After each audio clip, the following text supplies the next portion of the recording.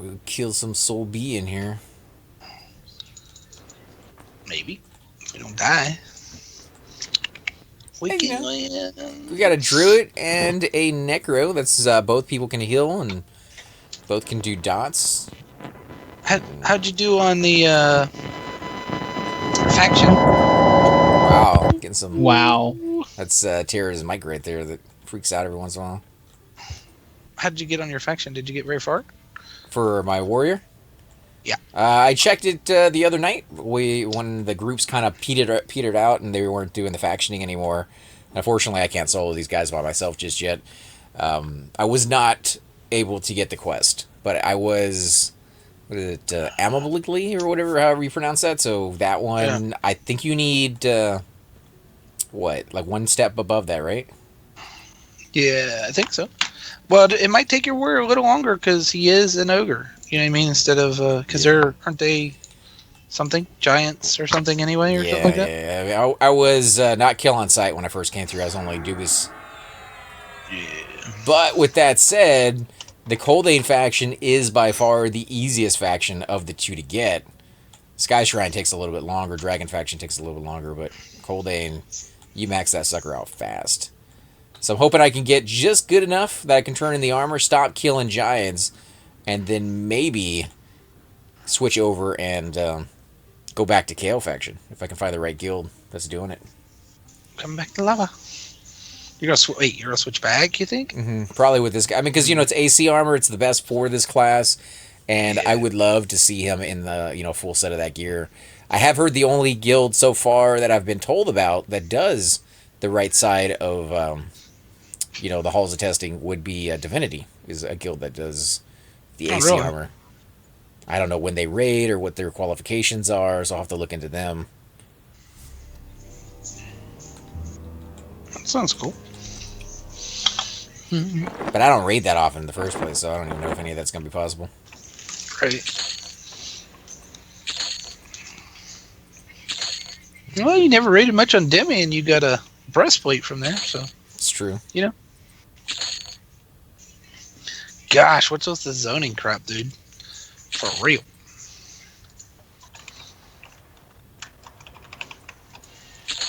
Let's see. What's up, fellas? I found a good hiding spot at work. This time nobody is going to find me. Oh, that's funny. I hope not, man. We don't want you to get fired. Well, no. Hey, Erica. Wait. Well, no. I said no. I said no. You had to think about it there for a second. Are you trying to wave your booty in my face, It'd Erica? be funny. Kiss my ass. No? Hey, I am a lady. It's not how you treat a lady. You know what I'm saying? I'm a lady too. Well, I mean, your haircut doesn't look like a lady's. You're a pixie. Huh? You're a pixie. Short haired. If I crash again, come on now. AC doesn't want to join my group. Well, there you are. Sorry about that. Okay, that hurts my feelings. Couldn't see around his belly. Big population of people farming items to sell for Kronos to pay for their sub. That's probably happening on live, yeah, for sure. Oh, dude, you should see the new Freeport probably there. Make you want to puke. It's classic, but it's probably got the new Freeport. And the new, what else did they change? The Rose? The Desert of Rose, too? It's probably got all that. Oh, you mean where they're all combined into one zone? Yeah, and remember when they I don't know if any of you guys remember when they revamped Freeport? Absolutely hideous. It's probably like that, too.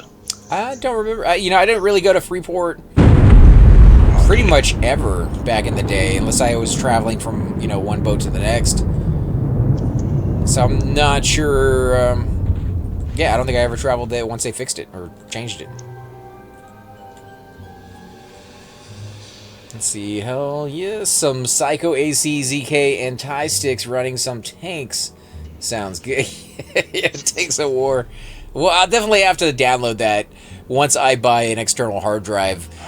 I filled up my entire hard drive already just with all the Halo games. The first three plus the fourth one. The same thing for the Gears of War. The first three plus the fourth one, and then with Destiny, all the expansions. And they gave me a couple of free ones because they gave me, I think it was 12 days or 14 days of Xbox Gold. And being a Gold membership, you got like the Tomb Raider game and can't remember what else I had on there. So it like filled up my entire hard drive already. And I wasn't even able to download all the expansions for Destiny. So that's going to be an issue, I think. All right, it's going to be just another second. Bojangles. Mr. Bojangles. Mr. Bojangles. I just accidentally logged into P2002 somehow. I get too many Everquest launchers on my screen, obviously. What? I have 3 Everquest launchers on my screen. I clicked on the wrong one.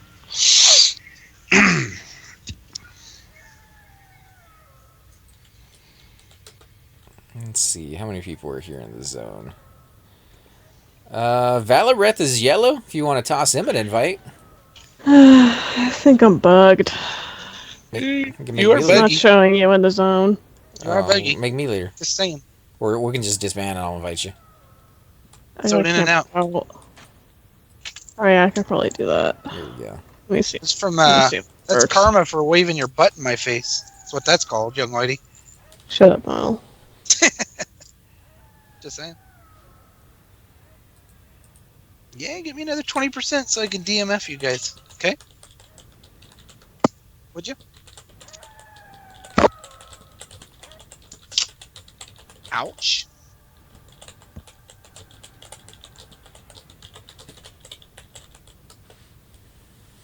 Let's see what they say.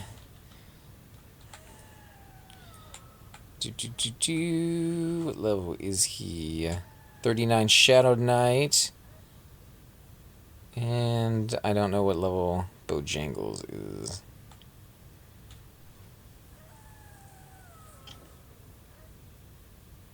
I'm offended by that name. Why is that? You don't like the fast food restaurant? No, I don't like the surname. There we go. Dangles, I can't see the rest. That's it.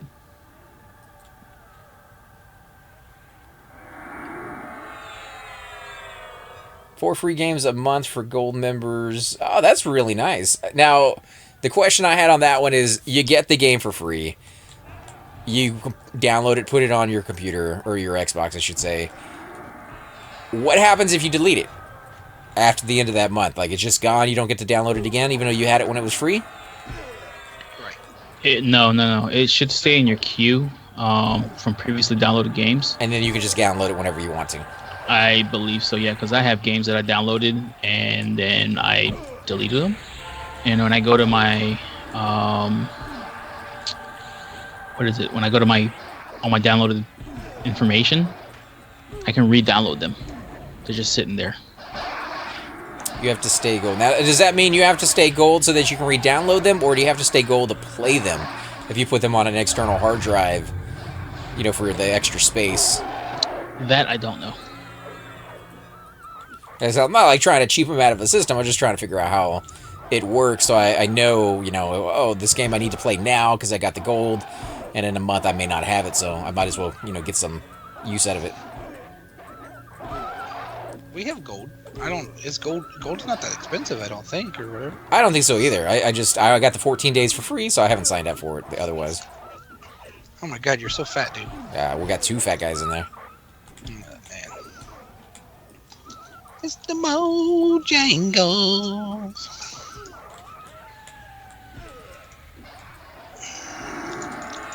Okay, I got Root, I got Mez. I just need a pet, I guess. Unless we're going somewhere where you don't want a pet right now. Pets are fine. Should I bind outside, you think? Maybe. I guess it doesn't really matter. If you die, we're going to have to get reses over here. I can say I bound in COM. Quite a run. I mean, my Cleric is over in... Unless Terra doesn't mind picking me up. Hey now. Why do they do that when I could just log on to my Cleric and res you? Okay. I guess I could live with that. Who's this guy right here? The brown guy. He's part of our group. Can I get an invite? Just saying chat, or I'll pop it out here in a second. Where was I? Invite Goblins. Karr. Karr. I don't know how to spell your full name. Karr. Could you twitch me, normal? Am I twitching? KARRINNI. Could you twitch me? Yeah, as soon as I find you, I'm not in a group. RTEE. Coming. I've got 40 mana, so. Ah, they got you. There you go. It's not a bad group, dude. I think we got a good little combo here. Except we need a Ixar Shaman. That would be perfect. Chupa. And I went too far and I bugged my character out. This zone, so buggy. Like, if you stay at the entrance and you don't go too far where it ducks you, you can fight all you want. But if you duck, you're messed up. Gotta lose some weight. What if I sit down? What you been doing? Drinking Slim Slow? You know what I mean? He's ducking. It's the Bojangles. I hate you. Alright, I'm zoning. Oh, what? No, I can't zone. Can't get past it. I can't. The train stop. And I can't jump either. Try sitting. Yeah, I sat down and stood back up. It doesn't. You should be skinny like me, dude. Yeah. We could fight it over here in the room. Oh, there you go. You got one. Pull it on over there if you want. I mean, I got it, but I can't fight it. That's what I'm saying. Pull it out there where that lava is. Alright, I'll take it out there. Maybe you'll be able to stand up over here, too. Hey, look, he's standing there, guys. Alright. Now that pool behind you is going to be 3. Just so you know. Yeah, we have, a Necro with us. Might be able to do some long. Mezzin? No lawing. They're not undead. But I can root. Mez? Oh, guess what? That pool I was talking about? They're here. Somebody pulled it? Jeez. Who pulled it? I don't know. Why are they going after you? Who are they going after? Me? Looked like they were going after Nonal. They went through the window and then they went around. Maybe his pet? Ugh. My pet's not. Oh, man. Oh, my God. We're gonna have to zone this in a second, dude. Yeah, because I don't have the mana to keep up. Yeah, you might want to call it. Run? It's up to you guys. I mez too, but I can't tell if they're actually mezzed. My pet's not attacking anything. Seems like you're good. What, babe? Yeah, it looks like we're good. As long as you can keep them mezzed.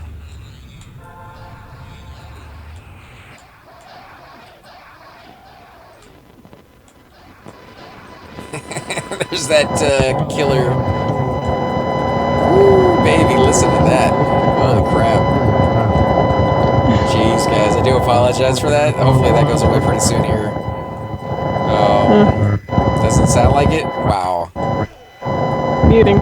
Alright, there we go. Sorry about that, guys. Hopefully that goes away on her end and we can get her back in the call here.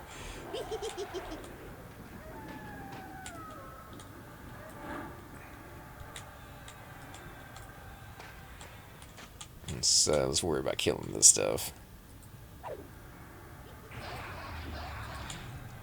Yeah, I've never seen that issue before, so I'm not quite sure if that is like a connection thing, because it does come out of the blue. It lasts for as long as it wants to last, and then it goes away. I've had issues with mine in the past where it changes the volume, even though it's not really changing the volume.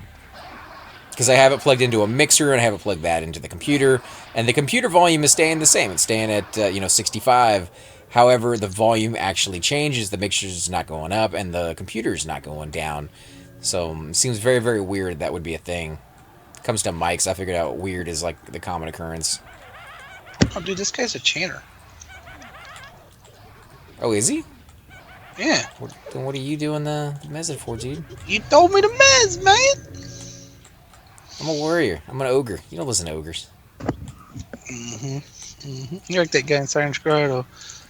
Smash. Hulk smash. Now, if I was gonna do that, I'd be like, Smash. Hulk smash. Jeez. That sounds kind of like a word. Just saying. Me want kobolds in my tum tum.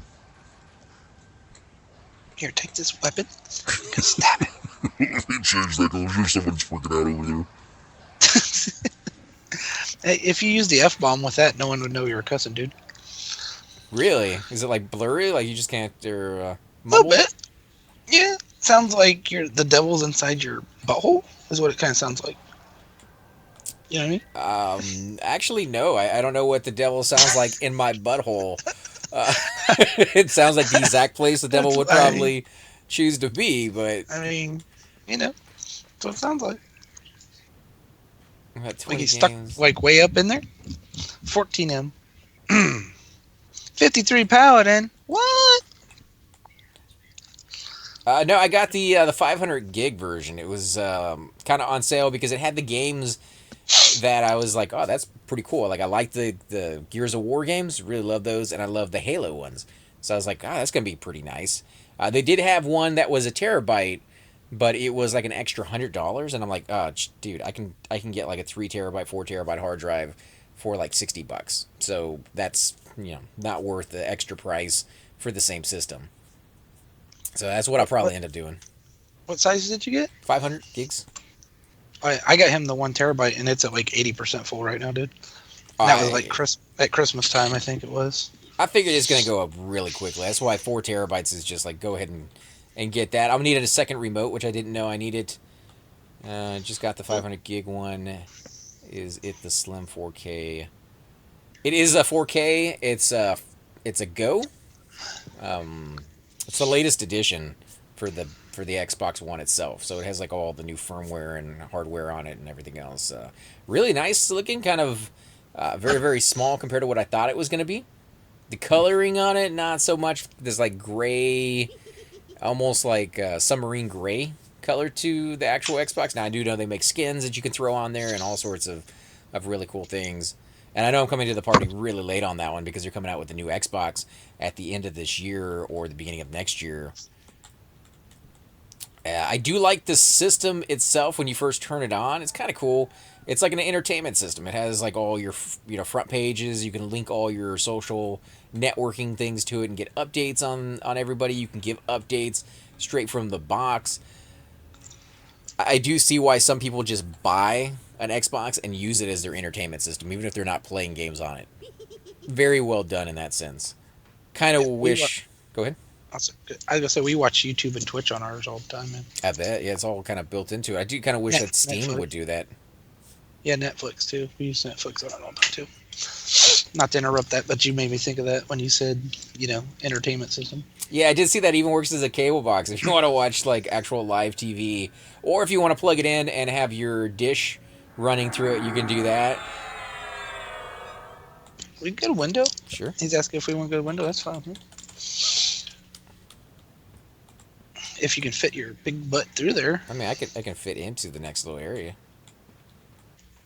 Mushrooms. Follow pet. There'll be 2. Oh no, you got it. You're fine. Never mind.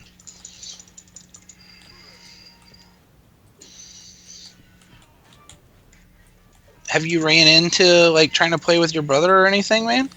Is this guy taking this as a pet, or are we killing it? I don't know. I can't get in there otherwise. But no, we were gonna play the last couple of days, and the box that I got, I could have swore online it said it was gonna have 2 remotes inside, and it ended up only having 1. Didn't think that would either be a problem either, because I was like, well, I'll just plug in an Xbox 360 controller. We got like 12 of those things, right? No. Yeah, you're not able to do that. Now, there are some workarounds. You can get some like dongles to use a keyboard. You can use an Xbox 360 or PlayStation remote with those. If you have Windows 10 on a computer, you can plug the remote into the Windows 10 and do the streaming. Like, we looked up all these different methods. Unfortunately, I guess I'll say unfortunately, he has Windows 8 on his computer, which is just as bad as Windows 10, if you ask me. But he didn't want to upgrade to Windows 10 because he doesn't even like Windows 8. So we weren't able to get the Xbox 360 controller working, so I'll just have to get another one. And I need the extra little mic thing that goes onto the very bottom so I can run headset. So when we do the stream, I am able to talk to you guys, and you guys are able to communicate with me. I have watched a few videos on how that works. I like the PlayStation version better. Like the little thing folds over and you don't have it on your screen the whole time, whereas on the Xbox, it has a little bar on the right-hand side that never seems to go away when you're streaming. And it doesn't show you the chat, so you need like the chat on a separate device, a tablet, a phone, a computer, monitor, whatever, so that you can actually see what people are saying and respond back to that. And there's no integration of apps into that, so that you can have all that stuff kind of overlaying on the video and like all the cool things that you can do, little animations popping up. So I think it needs a little bit of work in that regard. But overall, like the video quality looks pretty good. So I can't wait to try that out. We're gonna do a complete run with me and my brother through the Halo series, all the way, and the same thing with the Gears of War ones at some point. And then I probably will play Halo with Nano, because I think you got the fourth one, right? And you haven't really been able to do that one with anybody. But the new one, I don't know what that's called, to be honest. So Yeah, it's the fourth one on that one. that the fourth one. I know that I haven't played that one too much, but I know that it doesn't have the co-op for me and him. And then he actually, I don't even know if he finished a campaign, to be honest. I didn't finish a campaign on it, so I don't know. I don't even remember if there is a campaign on it, to be honest with you. I tried out a little bit. There was a campaign on it. You could have up to 4 players. They gave you computer players in the meantime. Oh, there's another ad. I think. Your mana all right, Erica? Or Tara? Tara? She might be muted. Yeah, I think her mic was still messing up. Using Twitch or Beam to stream. Beam is new and awful. I did read the reviews on Beam. Everybody pretty much agrees that Beam is nasty. So I already have a Twitch account set up. I know how Twitch works somewhat. I'm still new on that one. So I am going to be using Twitch to stream those games. Oh, we found Beam on there because I was talking to him about twitching on there because he's into watching YouTube and stuff. Beam is just set up, and all you do is click a button, and you're done. You know what I mean? You're in there beaming, I guess is what they call it. I don't know.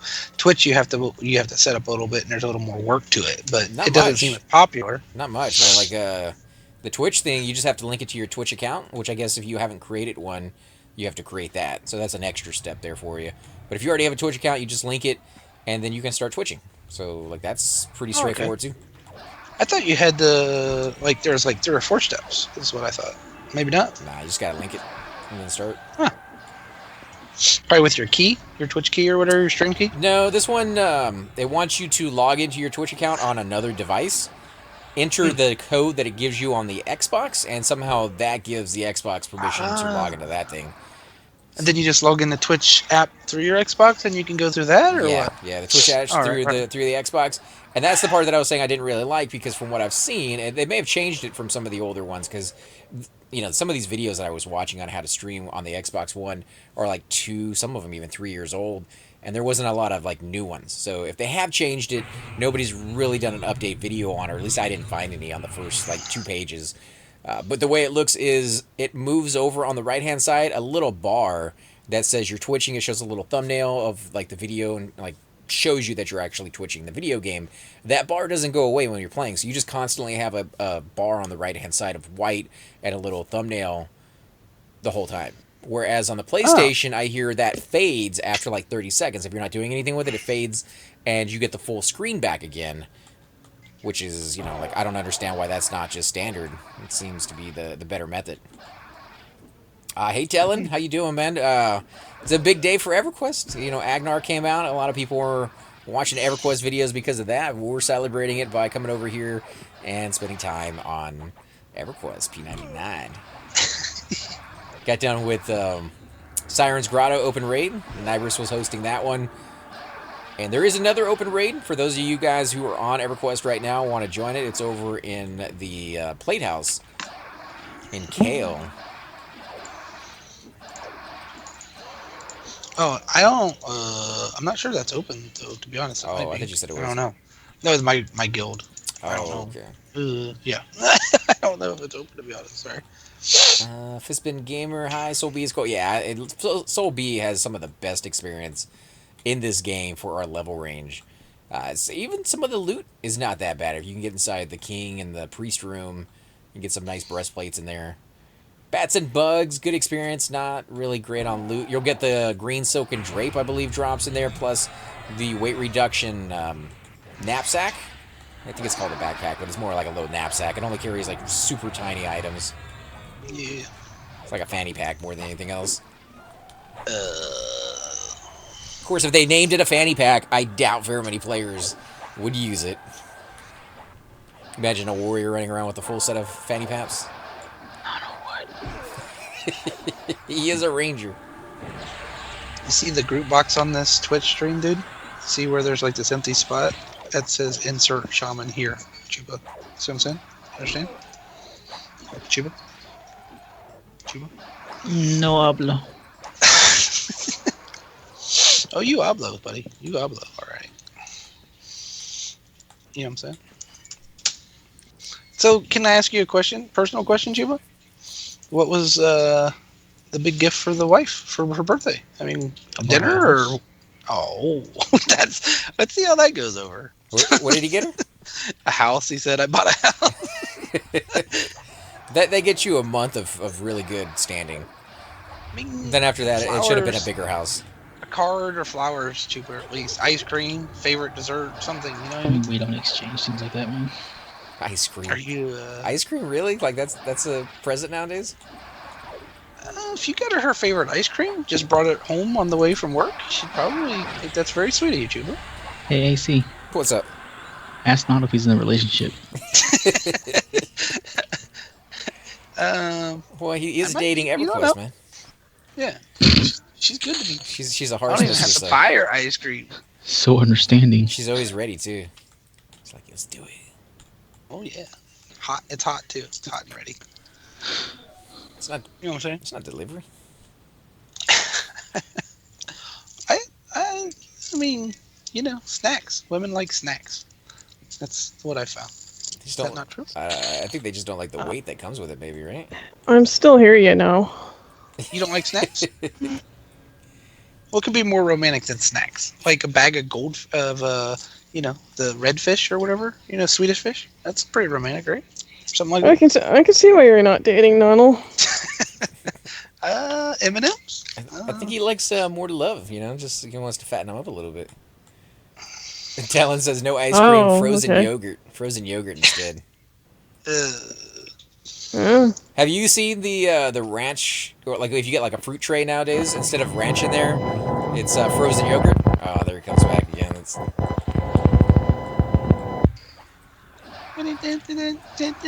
That's Tara trying to Morse code me secret information. she has like World War II people Trying to living tell in you her shut the basement. fuck up.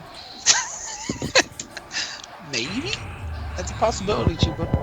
I think it's my microphone telling me to shut the fuck up. Oh, Bojangles is dying. He's gonna die. It's his. What's he getting hit by? Oh, what's he got in his hands? Is that a two-hand hammer? Or I mean, axe? He was using one-handers earlier. Mm-hmm.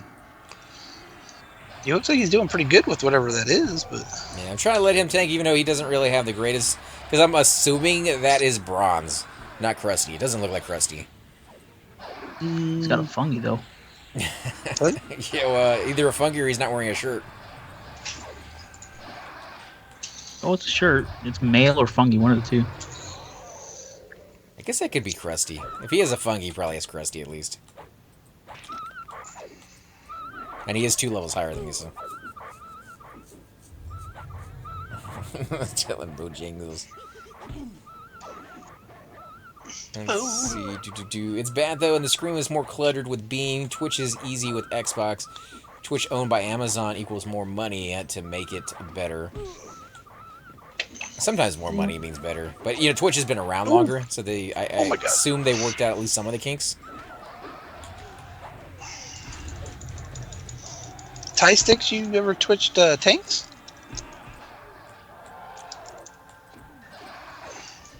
He goes pretty hard on tanks. Yeah, he does. With World of Tanks, Twitch is built right into the game. Just click broadcast and you are set. I've seen some games do that. The last game that had tried that was a game me and Cypher were playing, and it wanted special permission to Twitch. I wasn't really a fan of giving them permission because when it showed me what they would have access to, they're getting a lot more access than most things do. Like on there, they want to be able to update your status, and they want to be able to, obviously have access to the channel to Twitch it. This one wanted to be able to see who my followers were, not really a huge deal. It wanted to be able to read my personal messages, kind of a big deal. Not that I have anything to hide, but that's just creepy that they're going to be looking through that stuff. They also wanted to be able to type things or write things out in the stream. Kind of weird, not quite sure why that's... trying to sell themselves. Yeah, so I was like, you're asking for a little bit too much information, so I went ahead and bypassed on that one. But from what I heard, that one didn't work very well, so... Maybe they were just trying to push too much into their in-game streaming. But Firefall was a game that I played a long time ago. First-person shooter and third-person, if you wanted it to be, that had the ability to stream in-game. And that one worked just beautifully. So maybe that could be the future of streaming. Like, it's just built into the game. Let's see. With World of Tanks, yeah. And then, of course, Fizz been saying that's happening a lot more in games. E3 soon will be lots of new games announcements. I got invited to the one down in California and the one in Galveston happening here pretty soon. The one in Galveston's not E3. It's brought to you by a different company. I can't remember their name now. That one's happening in just a couple weeks. I'm not sure if I'll be able to make that one or not. It's kind of short notice when they let me know about it. But if I do, I'll definitely try to film it as much as I possibly can. Again, not really prepared for it. I need a new camera that's actually worthy of doing interviews on, and I'll have to figure out some way to, I don't know, like do that whole setup. I've never done interviews like that before.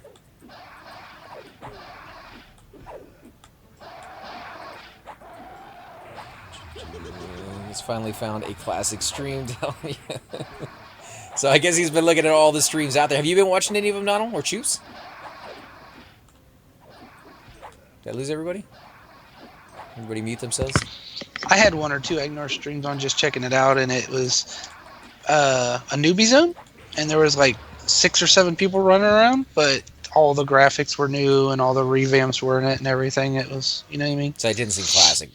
I kind of thought they would, because they said they were going to take like the Lamentation in your hand, man. They said they were going to take it back to its classic look, you know what I mean, for this. And some of the mobs they were going to take back to their classic look for Agnar, but they didn't change any of the cities. They didn't change any of the buildings back to classic. So, I knew they had a really good chance that it wasn't going to change those things. Because look how long Project 99 has been around, and all the trouble they went through to kind of change all that. Like, they could do it with Daybreak Games, but it would take them a lot longer and a lot more effort. And I don't think they're willing to put that kind of effort and that time into it. Like, the guy came out of Neriak. Okay, you know what Neriak looks like in your mind, right? Mm-hmm. And okay, so imagine Lord of the Rings when the hobbits are hiding on the steps and the big, the green gates open and all the army comes out. Neriak looked like that. You know what I mean? Like the big gate with the glow in the dark. You know what I mean? Like, maybe not quite that much, but that's kind of what it put me in mind of compared to. Yeah, night and day. Yeah, it's really different from like the old neon, weird floating little signs and very, dark tunnel. Yeah. The inside looked pretty much the same, but the outside was huge, like 5 times the amount of the door. You know what I mean? And it was, I don't know. This is just weird. I mean, I like new graphics. Don't get me wrong. Like, I think some of the newer games out there are absolutely beautiful. Far Cry 4 had some amazing 4K graphics. One of the few games out there who's actually taken advantage of 4K graphics. And they're very, very realistic. Like, each one of the reeds was kind of hand-done, so they were floating individual of each other, so they didn't all have to kind of move as one and get that unrealistic feel. Unfortunately, if you're going with, like, a more, classic feel for this game, it doesn't work because they went into a different direction. Almost a Borderlands kind of feel, a little bit more cartoony than I would have liked. And this game always screamed as close to realism as you might be able to get in a fantasy world. And I would have loved to have seen that kind of game implementation into here. I'm really surprised nobody's come out with a skin for a game like this, because it seems like the coding is out there for anybody who knows how to open up those kind of programs and get inside. And I look at games like Day of Infamy that I do with Thoom and Cypher and ZK when he finally gets in there and he's able to play. They have so many skins on there. It's a World War II shooter, and you have like the Allies and you have the Axis. But people have gone in there and they've actually created like Old Western for one side and Indians for the other, and like all sorts of different things. And all they're doing is changing the graphics on the three-dimensional characters. Again, don't know how hard that is. It seems like it's easier maybe to do with newer games than it is for older games like this. But that would be kind of cool to go back and like refreshen up the graphics and make them more realistic. They've done that with that Skyrim game. I've seen so many different upgrade mods and graphics with that one that some of them are absolutely just crazy and very, very weird, where they have wrestlers' faces on the top of like giant dragon heads, and I think Hello Kitty has taken over that game with some of the mods. You can ride around on Hello Kitty, and you can have weapons with the Hello Kitty face on it. And I like the classic feel of this one, don't get me wrong, but it would be cool to kind of play around with those every once in a while and just kind of see what they have and see if any of them are worth using. What about you, Nana? Would you try any of those? Like skins or mods to old classic EverQuest? I think I'm like in the call all by myself right now, guys. I'm back, dude. I went AFK. Hello? Yeah, welcome back, man. Sorry. So if they came out with I put it in mods the or skins for EverQuest Classic, would you try any of them like they do with like Skyrim and some of the other games out there? If it was Star Wars, but your ass. Oh, you think like making all the characters Star Wars kind of feel to it? Yeah. Like instead of, you got your Wood Elves, maybe make them Wookiees because they live in trees. And, or Ewoks, whichever. And then instead of Dark Elves, make them all, Darth Maul characters, that race or whatever. I can't remember the name of it. You know what I mean? Stuff like that. That would be cool. Maybe the High Elves wouldn't be Wookiees, but they would be like Ewoks because of the size. Like I'd make the barbarians the Wookiees. Yeah. That way you don't have to revamp. That would be good. Yeah, so they don't get like they still have to crouch and they're the perfect size for it. I don't know who the ogres and the trolls would be. I don't remember. Maybe Jabba the Hutt race. Oh yeah, dude, for the trolls for sure. And the High Elves, remember the race that made the clones, the big tall blue people that are in Waterworld or whatever? Yeah. That'd be cool. That'd be cool. They're a little tall though. High Elves are tall, man. They're really tall. They're not that tall. They're about average size. They're not as tall as an ogre or a troll. They're gangly looking, like them damn blue people. A little bit. I don't know. Breastplate. You want a bronze breastplate? No, I'll pick it up though so it doesn't rot. Give it to somebody. I need one more weapon for my pet. If you guys find a weapon, There's one over here. It's, all right. Fine steel longsword. That works. Oh yeah. Yeah, baby. Put that on that pet right there. But you don't see too many of those coming out for MMO RPGs, so like I guess the coding is on the server side, and you're just not able to augment with skins on your side. As big as a Star Wars nerd that I was, I always played EverQuest. I never played Star Wars Galaxies, so I actually heard a guy through one of the Facebook pages for EQ or something said there was a Star Wars Galaxy emulator. I was actually thinking about checking it out, man. I like the original Star Wars Galaxy when it first came out. Again, not really like, oh, I'm always a purist to go with what's brand new. I've played MMOs out there that are just dreadful when they first come out, and they get better as time goes on. But this one was really good. And there, you'd go out, you'd skill up in your preferred weapon of choice, and then you can come back into town. They had people like dancing on the bars to do healing, and if you wanted to level up your medic skill, everybody kind of wait inside like this one building that was where the materials that you could buy that stuff for, and then you'd actually heal people up as they needed it. So they would come to you to get healed up. You could charge them a little bit of money if you wanted to, but most people at the very beginning were just doing it for free so they could level that skill up. So it was kind of cool, like you were going to the hospital to get healed. Like again, later down the road, you'd have those people in your group, and there's probably more ways to augment your healing ability as time went on. Was there a back to tank involved? I only got to like level 20 playing there, and then I went back to Everquest because that's where, I had spent a lot of time there and Yeah. had set everything up. But I liked it. I liked my time there. Just wasn't sold on the server. Like I was, or is it invested somewhere else? Holy crap! If I can even speak. Well, this guy that linked this thing and was talking about it said it was like a vanilla kind of it was a pre something something expansion, and I didn't know enough about it. You know what I mean, to know what that meant. To be honest with you, so Now Disney owns it, and they have a Star Wars one out that was actually named the exact same thing as that one. But if you go into that one, very very cartoony, set up with their new is that the ideas. turn-based one? No, it's Is not that the turn-based. turn-based? It's just like regular any other MMO out there that you will probably play. It's Oh, is it RPG. MMO? Oh, yeah. That's not the one with the little statue things, is it? Emojis or whatever they call them, or not emojis, but amiibos or whatever they're called. Maybe I played that one Is that- for like an hour just to test it out, and I was not. No, like it wasn't. It was definitely not for me. It wasn't quite as cartoony as like Pirates 101. I don't know if you ever played any of those. Those are made for kids age range of maybe 5 to 10 getting into MMORPGs for the very first time. Some of the aspects they have in those games are very, very innovative, and I like it. They have one where it's an open party system, open fighting system. So when you run by the streets, the corners, you'll see people getting in fights, and you can actually watch the fights from the sideline. You can see that there's 6 or 7 spots open in that fight, and the way you join that fight is simply by running up to that mob, and it will be like, oh, okay, you're close enough now, you got aggro in a sense. It puts you in one of those open spots, and now it's a turn-based game where as you go through, you can fight. However, the secret behind theirs is they don't make you wait for the other person to perform theirs. So you have a turn meter, and yours builds up, theirs builds up. If they want to go AFK or not know what they're doing, they can be in the group technically, as much as an open group it is, kind of help out whenever they feel like it, but it's not like they're holding up the rest of the group because they haven't gone yet, which is really nice for a kids game, because not all the kids will be on the same level, and some of them will be slower than others, so they feel like they can go in there, they can play at their own pace. If they're fighting mobs that are too tough, people will kind of jump in and help them out, just because they get loot, they get experience off of it, and then after the fight is over, they go their own way, and again, pop into another fight just like 4 inches away from them and do it all over again.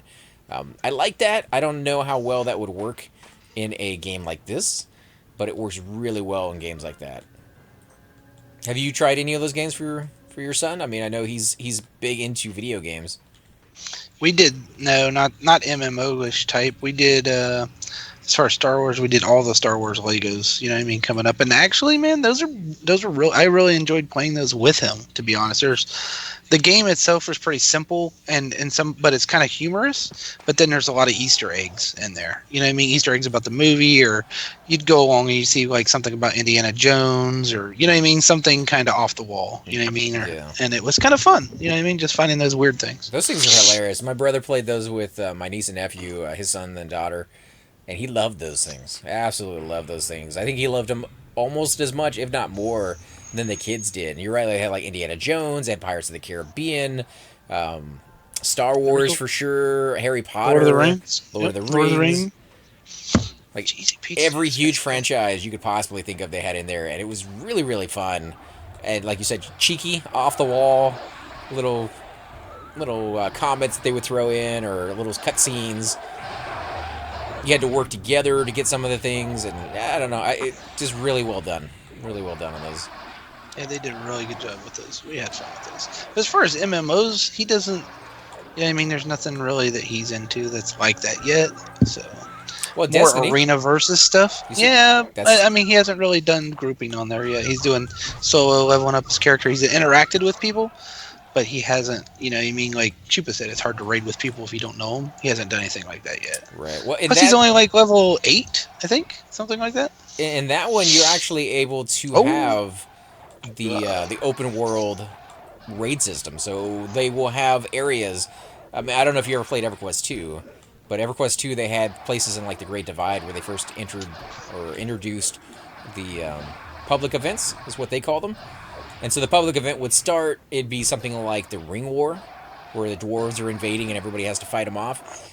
if you're there, of course you can group up if you want, but you don't have to. But if you're there, your participation in that raid, whether it's healing, tanking, doing DPS, mezzing things, all of it is given a certain percentage of participation. And at the end of it, based off of your participation and the luck of the draw, you are given an item off of it. So, like, it pays for more and more people to be there, even if you're just kind of like a straggler and you're not getting invited. They do the same thing in Destiny, where they have these public events that go on. I think it's like every 30 minutes in some places. And as long as you're there and you do a certain amount of damage, or, you know, any kind of participation, even just rezzing somebody who happens to be there, you'll get loot off of that. You'll get materials that you can use to upgrade things. So he might have already done a few of those, even at level 8. Yeah, maybe. And I don't know if that's how the games are going nowadays. Maybe more for the casual type gamer, creating public events and open raids and just things that people can join and leave at their leisure. I think there's always going to be a need for the more hardcore, where you have to get people in there and have to know them, ready to stay for an hour, 2 hours to finish off whatever the level is. Maybe not even that long, maybe just half an hour raids, but a little bit more hardcore because you got to plan it out at least a little bit. Our chainer bit it hard, guys. I just saw him though, somewhere. He's pulling. Oh, he died. Did he? Yeah, he died and ran back into the zone. I don't know where he went though, because he's right here naked. He's behind us naked. I think it might have been his pet. He kept trying to charm this guy, and he put him up here like 10 times, and it kept breaking on him.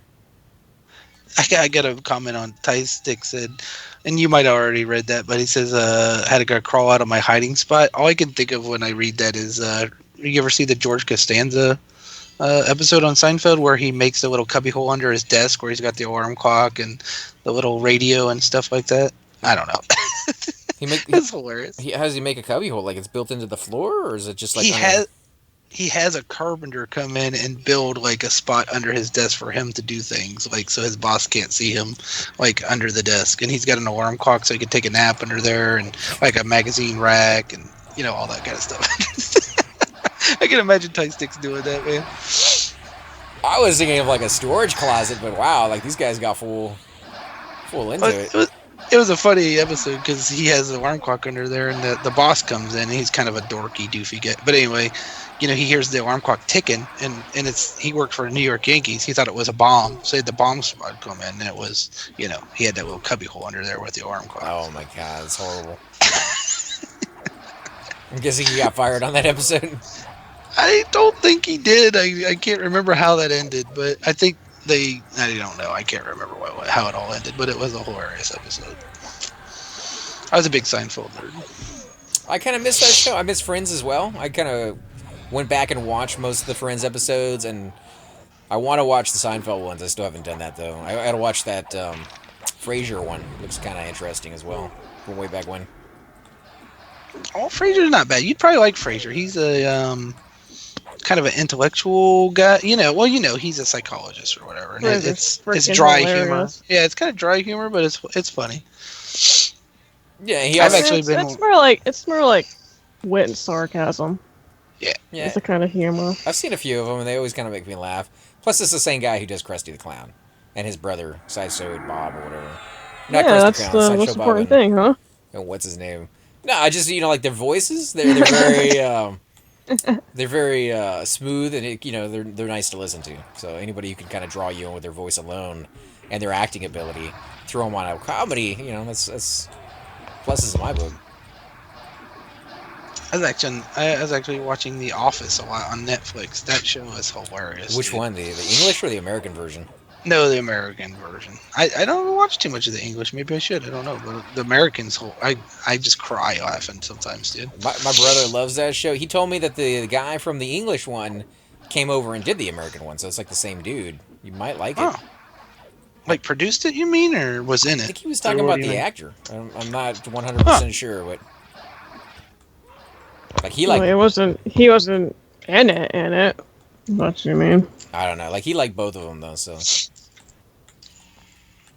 see. So many Agnar guys. Hard to find P99 streams. I do have it in the title. It does say P99 in the stream title there, so it should be a little bit easier for people.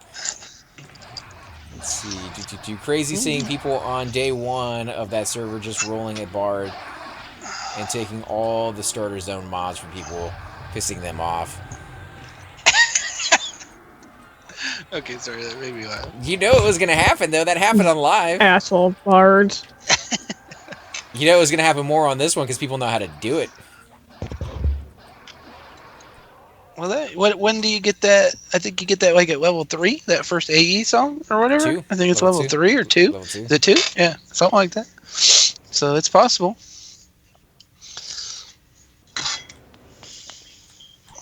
Although they should have a play nice policy on there, and Sony definitely did. They didn't enforce it very well, but they have it. If you piss off enough people, a GM should be able to show up and they'd help out. However, it does sound like they have their hands full with just getting the server up and running. Yeah, I haven't tried logging in. I haven't tried. Not that I have that account, but I haven't even tried to see if the login server works or not. Or maybe they're just letting only pay players log in. You know what I mean? That could be a thing. No, it's all pay. Like it's a time-lapse progression server. You have to pay to No, I mean like mine is a free. You know what I mean? Account. I'm not a pay account. Oh, like at all. So I can't even get past. I can't even get past the login server. Is what I'm saying. That's possible. I mean, that's crappy. Maybe that's why I'm having trouble. But it's possible. I do know they put you guys on separate limits, and they have talked about if there is a queue, paid accounts get in first, and everybody else has to wait. Yeah, but if you were a guy saying, I'd like to buy this and get in, and it's not working, they're losing money, obviously. You know what I'm saying? You can buy off of the website. You can go on the website itself and sign up and get a paid account, and then you should be able to log in if that's the case. Way too lazy for that. And I would assume anybody like me would be too lazy for that. I could be wrong, though. They want to assume that you have lots of money and that you want to desperately give it to them at any possible chance you can. Like, if you got to go find your workaround, like, you're going to do it. It's up now, or the live server's up, but I'm not a paid person, so I can't see. And no, they don't give the numbers per server on there. That's the only reason I wanted to go in there, was to see if they give the numbers per server on there. Probably gotta go to the website. Yeah, website probably. Agnar streams will die in a couple months, just like Finny did. Every server goes through their heyday, and this is the heyday of that one. And like I said, I'm very thankful that people are still getting excited about Everquest in any form or fashion. So I wish them the best. But you're did that right. guy just zone? He might have had to. He might have had too many on him. I thought he was right beside us. I'm lost. He's doing the hard thing. Like Cypher! Is he on? He put something in chat. Sorry, I was having problems with my internet. Got it resolved. Let's see if we can get him in. Because we got a spot for him. I don't know if he has a tune around this level or not, but... Well, he can at least talk to us, if nothing else. There's Cypher of the deck. Are you adding him? I added him into it. He hasn't answered yet, though. So, there he is. Hey, man. How you doing? I heard you've been having some issues with your internet lately. Yeah. Well, today at least. Well, you went link dead in... What was it? Charduk the other night. Well, that was because of weather. Today it wouldn't let me connect at all, and I got it resolved. Oh, nice. So you're I had to do what I don't like to do, which is restart my computer. Yeah, I hate doing that on mine because it messes with my sound every time I do it. We are in Soul B. If you want to come join us, man, we're playing our level 40s somethings. All right. And we're in the window room. We got almost a full group. We just need one more spot, and we should be good. We got 2 warriors, a enchanter, a necro, and a druid. So pretty good setup. Then I'll bring my bard. Yeah, bring whoever you want to level up. I know you kind of definitely want to level your bard up at some point, though. I can do that. Just give me a second. I'm checking a few things real quick. How'd Sarah and Strata go? Pretty nice. Good. I let Non'll tell you a little bit about it because he did a little bit more of the fighting. I won some loot, man. Did you run? Did you win a drum? I did not win a drum. I got a diamond though. One of the the flawless kind. Nice. And I got a bracer that I'm actually going to use. The what's it called? Seahorse bracelet or whatever. Seahorse hide bracelet or whatever. And we did actually the raid went really well. We killed a lot more mobs. We got some good loot. Had a couple hiccups where we died, and then but for the most part, we ended on a high note. We killed Feldspine. Is that his name? Yeah. Right. Yeah. And we deleted the belt because He we thought it dropped was the- we thought it was worthless. Breastplate. We deleted the belt. That's Breastplate. Yeah. Yeah, well, I mean, Do what you know, now? we deleted the belt. Nobody wanted it, so we killed him again. I got a breastplate. I was about to say. He's like, what? It was kind of funny though, because everybody was like, "Oh, is he up?" And I guess somebody did a search and they found out that he had respawned after we killed the placeholder. And we had 2 people who were logging out as somebody said that Felspine was up. They camped out all the way and they came back and they're like, "Oh, I'll stay for Felspine." Because they wanted a chance at that I belt. bet they did. But they were already out. Like, it was at 5 seconds, I guess, when they heard that he was in. And they came back in. So it's just kind of funny to see, like, that kind of... Like, oh, man, like, I really want that belt. I'll stay for an extra 20 minutes for that thing. The belt or actually he only drops the belt. He doesn't drop the drum of the beast. It's the water elemental that does. Yeah, he'll drop the breastplate. The breastplate was pretty good. It was like 29 AC. And dexterity. Can't remember how much dexterity. And then, like, 50 hit points. So, not fantastic, but that's still pretty good. I was about to say, in other words, not worth it. Well, not worth killing him, but if you get it, you give it to a warrior as a newbie. That dex helps you proc. You know, the hit points is nice at low level, and the AC 29 is not too shabby. I think Nonal was saying that's better than what he's wearing at the moment.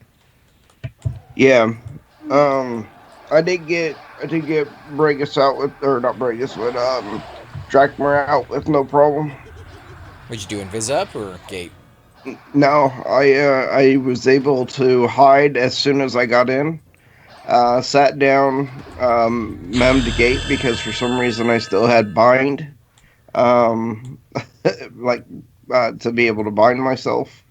And then I gated out, and then I bolted out, doing pacifying the whole way.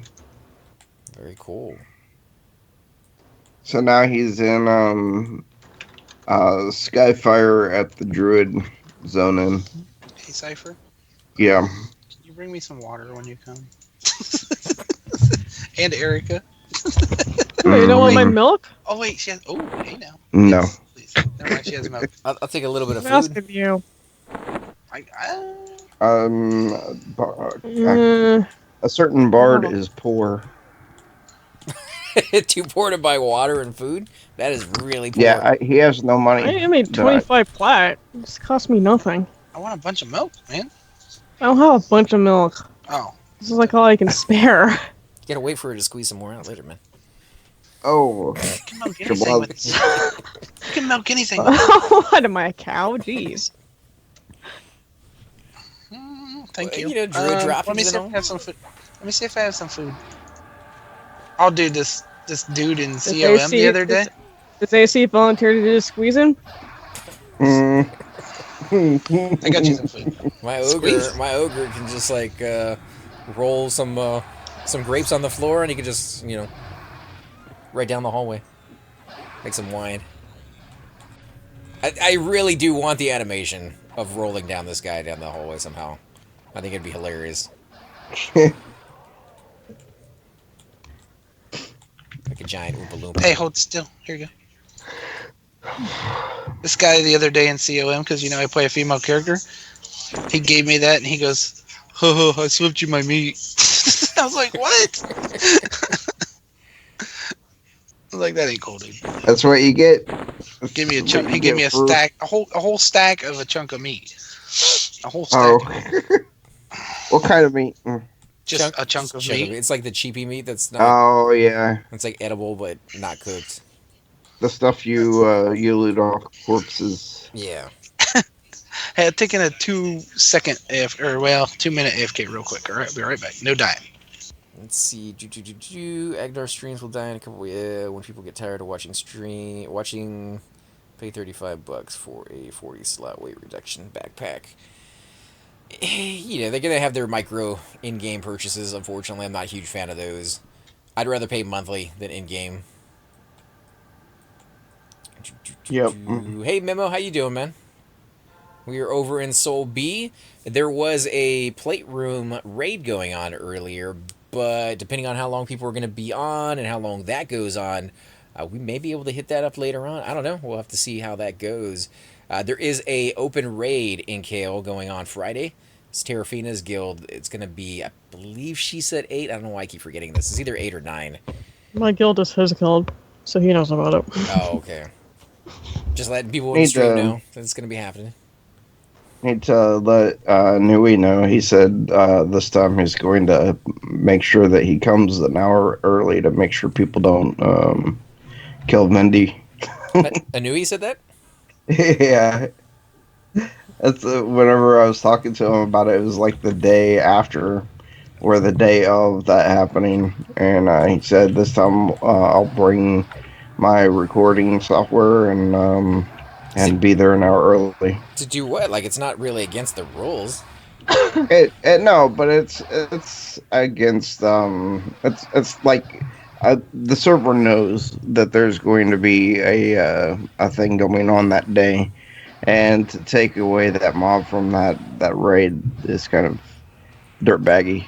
Well, we caught it on camera. Like, I wasn't there physically to see the fight itself, but you could see in the zone they were there, and you could see the shouts of the OCs that they were fighting it. So, like, there's no denying that they killed Yeah, the guy. It just was what it was. Like, it was very dirtbaggy, I think. But in the end, it happened. Hopefully, it Well, doesn't happen again, and No, it's just they tried to act like they didn't do it on they purpose. didn't intend to do it when that's just such bullshit.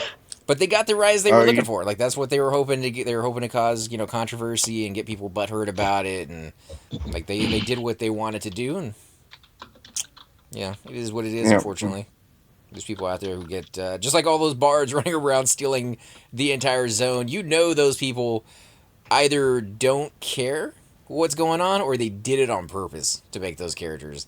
Because any person who played a bard enough to know how to kite those kind of mobs around at level 2 with no gear on would know that there's people out there who hate when that stuff happens. So, like, they either don't care or they're doing it on purpose. But either way, it's very, very classic. There's people doing that back on live. Oh yeah. Oh no, I think a lot of bards just did it because they knew they could get experience fast. They probably weren't worried about the implications of doing it. But then you had the people that, of course, knew what they were doing. Well, that might have been like on I'm live, but standing now up it for is. bard kind. I'm just standing up for bard kind as I play my bard. Yeah, no, I'm just saying, like, Hoping that there's the good people out there. but in today's date, like with a new server coming out, everybody knows that that's like not something that people want to Oh. see. That's what everybody's gonna say, though. Actually, it really depends because if I honestly don't know everything that they're gonna do on Agnar, but I do know that SOE has a problems with letting go of their policies that they've set over the years. And one of them was that they absolutely made sure that bards could not do what they did. Oh, well, they changed the way the game works too. Just like on here, not too long Yeah. ago, they made it where it doesn't hit so many creatures, and you just can't, Yep. kite an entire zone. But yeah, you're right. Once they put policies into effect, they tend to stick with them as long as possible. It's like all the Hey. zones. They're not going to revamp all the zones back to what we see here on p99. Hey guys, I'm gonna quit out real quick. There's like a really bad storm. I guess there's like a tornado like 20 minutes south of here. Wow. So I'll be back maybe. All right. All right, man. Don't get blown away, Donald. Yeah, Be go safe. hunker down in the bathroom, dude. All right, man. See ya. Fuck, See ya. fuck her down the hatches. Wow, that's you guys make fun of it, but those tornadoes are serious business. Oh yeah, I used to live in Kansas. We had all that crazy stuff going on. Yeah, I mean, 20 miles sounds like a lot, but those things They usually move pretty slow, but I've heard those things moving really fast all of a sudden. Yep. Let's see. Test okay, boys. Time. Oh, okay, so he headed out. Ricky Grievous. Oh, that was Nonal that was going to be on this one for the BBC version of Office. Guest starred in an episode years into the show for about 1 minute.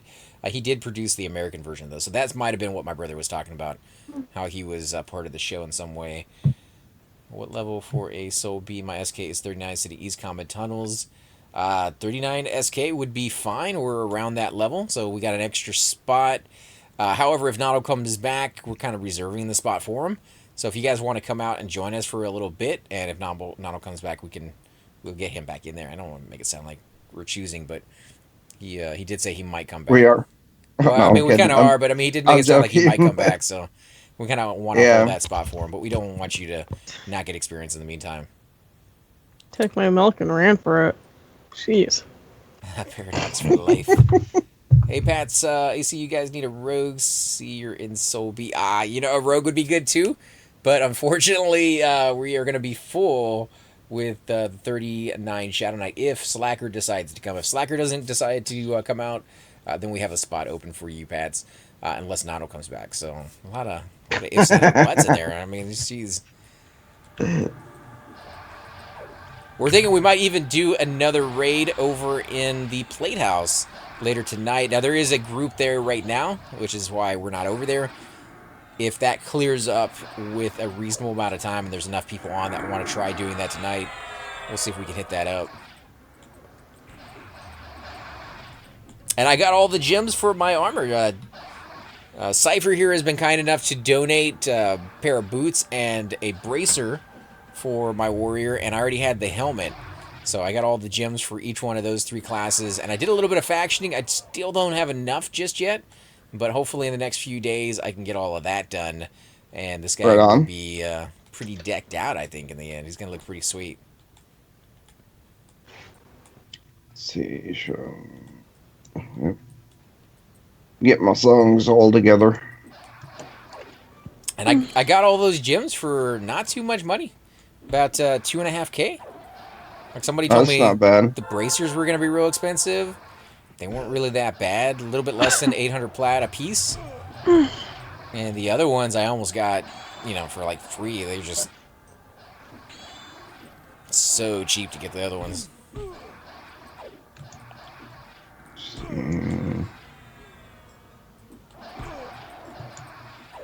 Healing. Yeah, but we were talking about bards earlier in one of the discussions we had that I thought would be kind of a cool idea, and I was kind of getting the idea to pick your brain on this one, Cypher, and see if you liked it or not, if it was going to be maybe more annoying to most people than pleasant. But what would you think about bards actually playing melody when they played a song? So like maybe not every song, but maybe like their healing songs would have a certain melody, and their haste and damage songs would have a certain melody, and things of that sort. Well, I think if because of the fact that you're twisting songs throughout, it would have to be something that goes together. Like how people have soundboards, and those you can make sounds that work together no matter what sound it is. That would be really cool. The fact that if they had taken the effort to create a song that could be played out in its entirety, but if you twisted like the beginning of each one of them together, it created a sound all unique that didn't sound like it was a hodgepodge. Yeah. I never thought about that. That's pretty cool, dude. That would be amazing. But, I mean, we were kind of talking about the same thing with that, except that instead of twisting songs out, maybe give people a benefit. So, like, if you're playing a healing song, the longer you play that healing song, the more powerful it becomes to a certain extent. And it would kind of promote you to play that song to its full extent. Yeah.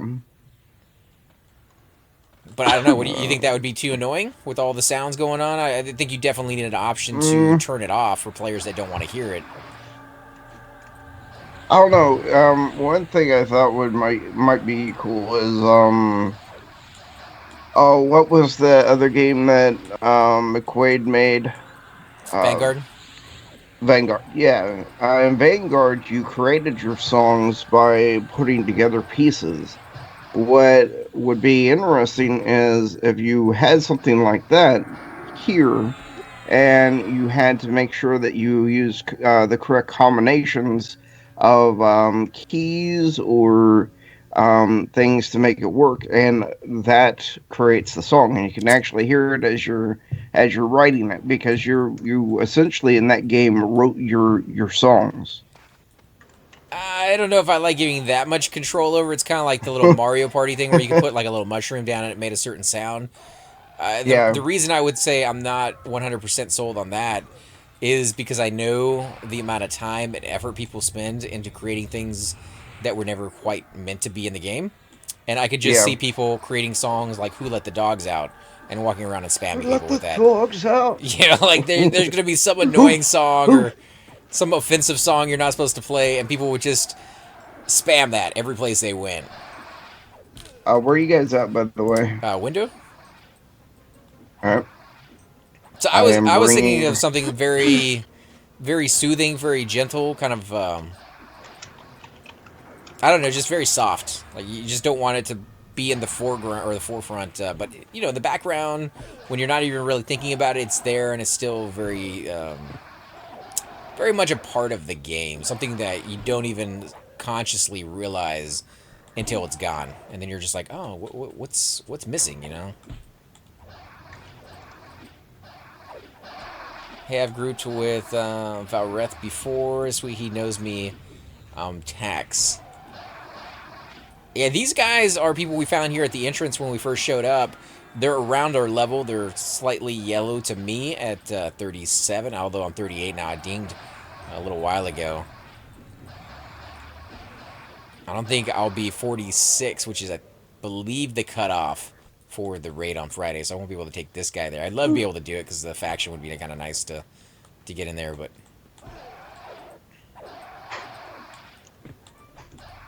But you like the ability to create your own items and spells and songs.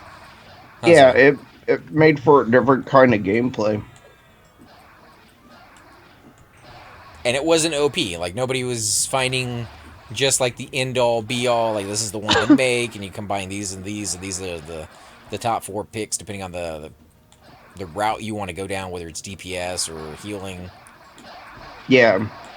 Oh no. Well, the way it was is you would create a song based on um trying to think.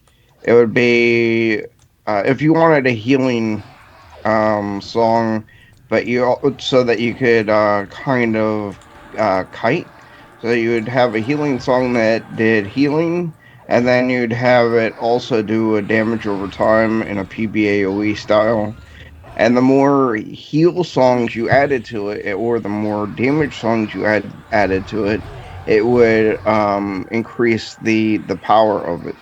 And you'd have 5 slots, so you could pretty much make a song that does healing, haste, give you strength, all kinds of things. So it really just changed the way that you would you would make your group, and you could do several different songs. I think all it required is parchment.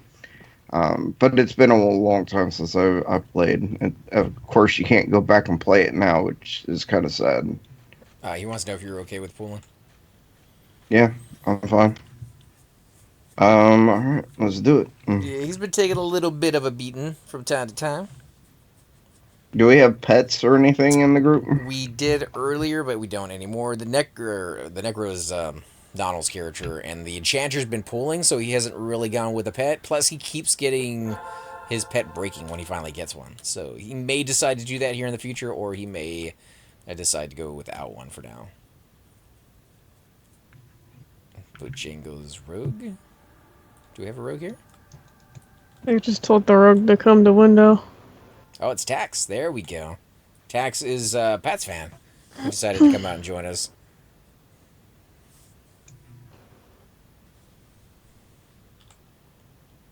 Let's see how Nodal does, or not Nodal, how Why is this Summer not does. letting me? Sounds like you guys saw him. Yeah. We should be pretty uber now. Got some DPS in here.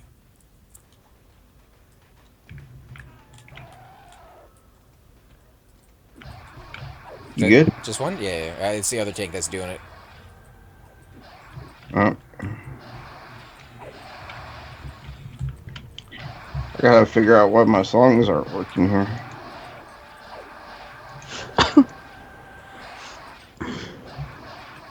I think Donald said he had a problem the other time he logged in. He wasn't able to mim or cast any of his Bard songs. He actually had to log out all the way and come back into the game to get that to be fixed. I'm able to use my songs. Let me go ahead and hit guard. Now, I got a shell that does brass from Siren's Grotto, and I gave that to Nonal. It does 24% on the Bard instrument. Yep, it's very nice. It's the conch shell. But he already had one that he does 23%. It had the same charisma. I think it was 15 charisma on it. However, it gave him intelligence and dexterity, I believe. Whereas the conch shell does negative strength and then the same charisma, plus 1 extra percent on the brass instrument. So I gave that to him to try it out and see if he thought that was going to be better than the one he has. But if it turns out he doesn't like it, that he's not going to use it, then they hit him up and let him know that you're more than welcome to snag it from him. Alright. And you might be able to get some use out of that one. It's a good item for, sorry. No, go ahead. Okay, so what's weird is that it, you know how your heal songs, you're able to heal through walls? Right. So, for some reason, this isn't allowing me to heal, up ramps. Heal? Kind of weird. You're a bard. How are you healing? Or not heal, but lull. Oh, yeah, that top ramp where there's 4 or 5 guys in that room? Yeah. It does not work that way. Elevation throws a twist into the game that sometimes works in your favor and sometimes doesn't. That ramp is one of the doesn'ts. So you kind of have to just go up there and grab aggro, and unfortunately it's pretty much the whole room when you do it, unless you can feign it off. So you'll be mezzing as many as you can in that spot, then running the other ones down and mezzing them as you come down. Yep, that's what I'm doing. It's chords, dude. 21%, 18. I'm gonna die. I'm gonna die. No. Unless somebody starts healing me now. Heal him. He's at 1%. Good. Oh, so close. Welcome to level 35. What's funny is he just, like, fell right out of the window and just went down. Oh, dude, so close. Hey, at least I'm there. At least. Where you? And now I'm backing over there. Oh my god. Where's your cleric at, Tara? Mine's Probably a WC, it's just you're not gonna have a healer if I log out. Yeah, I'll switch over. Mine's in the West Commons as well. I can run him over here to the Commons. Yeah, that's where I'm at. Well, that sucks.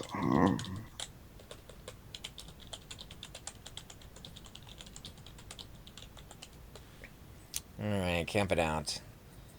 Let me know if you guys decide to abandon this room. Sorry about that. Nah. So, it's a tough little area to pull. And it's back down to the Enchanter. They got a full kind of setup here anyways. There's 2 warriors. You don't need 2 warriors for this spot. Any clerics available for res at Windows? Valoroth, Shadow Knight? You got a Shadow Knight here? I thought Valoroth was a Shadow Knight.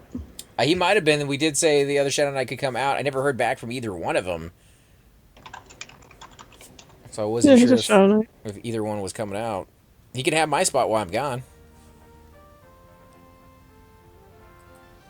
Okay, switch over. It's going to be a bit of a run, so, I mean, it's like 10-15 minutes right there that he can get some experience.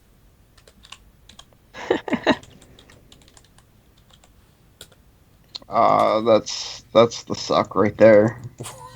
What is? That I can't remember a song because I'm not level 36 anymore. Well, you should, as I should, get your level back with the 96% res, but there is still that 4% loss. Yep. So no guarantee on that one. But Friday is going to be the open raid, and that's when Alar gets his power supply. So we'll have the whole gang back together again, just in time. Oh, and I got another game to give you the Steam keys for, Cypher. You, Noddle, Oh yeah. and Thoom for that other one. Have you tried the other one that I sent you?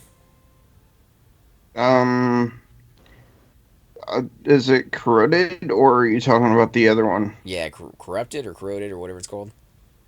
Yeah, but nobody's on the game yet. It's And the other one, still you tried the other one yet? pre-release. The other one I have tried it. But again, nobody's on it. It's still pre-release. Yeah, so we'll have to try that in a couple of days from now, or maybe tonight or tomorrow. Give those a try and see if Yeah. they're any good. Yeah, it's rough. You guys think getting pre-releases is great? No, it's still great. You guys don't. Don't let anyone ever tell you it's not. It's so hard. There's never anybody on. No, like it's still fun to go in there and play a game that isn't even out yet. There's one game that I've been playing, not to like rub it in or anything, but for me, I've always really enjoyed city builders, like SimCity. There's Tropico. There's a whole bunch of them out there, but they came out with this one, and it's a space like on another planet. You build like these colonies, and it's called Avian Prime or Avian Colony. It's been so long. It's been about 6 months since I played it, but really cool game. They didn't come out with too many updates for the Steam copy, and that's the version they sent me. They sent me a Steam key. They had it on another one. I think it was Itsy or Bitsy or something. I've never used their website before. And that's where they were doing the updates. So for about a month after I got it, I was playing it like almost nonstop, and I did so many videos for it. But they never released any like fixes, and there were some really big holes in it because it was about a year and a half, 2 years before it was ready to come out to the public. And I was just ecstatic that I got to play a game that long before anybody else got to play it or before it came out because it looked really cool and it was done. Like they had 5 or 6 levels in there that were pretty close to being finished. So they could have released it to the public in some kind of demo or early access version, but they decided not to go that route. I think they wanted to wait until it was completely finished and just release it as a normal game does. Yeah. But lately, they've been adding more updates to it on Steam, so I'm going to have to go back and try that. But that was one of the longest or earliest versions of a game I had ever received, like years before it's actually scheduled to come out. This is crazy how that's a thing. Like, I never thought in my gaming career I would ever have access to something like that. I did get one when I was younger. It was like Space Above. It's not like the TV show Space Above and Beyond. I think it was like Space Above was the name of it. It was an MMORPG in space, and it only lasted for less than a year, and then it was gone. But I got to play the demo version. I signed up on the website. They sent me the CDs in the mail. I got to log on and play it and be part of that whole like beta process. Did you ever get anything like that, Terror or Cypher, like when you guys were younger, or even like just recently before you started doing videos, just get like an access to something pretty cool? No, No. actually, I didn't. I didn't think of even actively searching for games like that. I've been now that I do videos, I get contacted by companies through Twitter or whatever it is, and they offer me games that are like the games that I play. Especially whenever I got to the point where I was doing really good with Space Engineers, I was given other space games, but now no. I actively have to search for them. Yeah, Pantheon's going to be like that. They're actually open to the pre alpha or pre beta, however they want to phrase theirs. You have to Yeah, pay, I think it's like $15,000 or something to get in their like massive supporter fund. that's yeah. They have their VIPs, which is $10,000 or $1,000 a month, something like that. Rex, it might have been Earth and Beyond. That sounds familiar. You could fly a ship around. You could land on a space station. It was a lot like Eve Online before Eve Online was a thing. Like it wasn't even something people were talking about. So this is the first like MMO RPG I've ever seen in space. Fly around on the ships. You could mine asteroids. You could fight. You could upgrade parts to your ship, get better weapons, and It's really, really cool. Never seemed to really take off though, and I was kind of disappointed in that. The one aspect of it that I thought was cool above most games like that were single player was that you flew around on a ship, but then you could land on a space station and you got to run around as a person. So you actually had an actual avatar that could get weapons and equipment. Not that there was any planets for you to go to, at least at that time there wasn't. Maybe they were thinking in the future that's what they would throw in there. But I've seen many ship games where you land on a space station and you do everything through menus and you don't get to run around the space station. Like I wanted to like physically get out and see the different species that are in there and I don't know, the ambiance of the game. And this one did it and it was cool.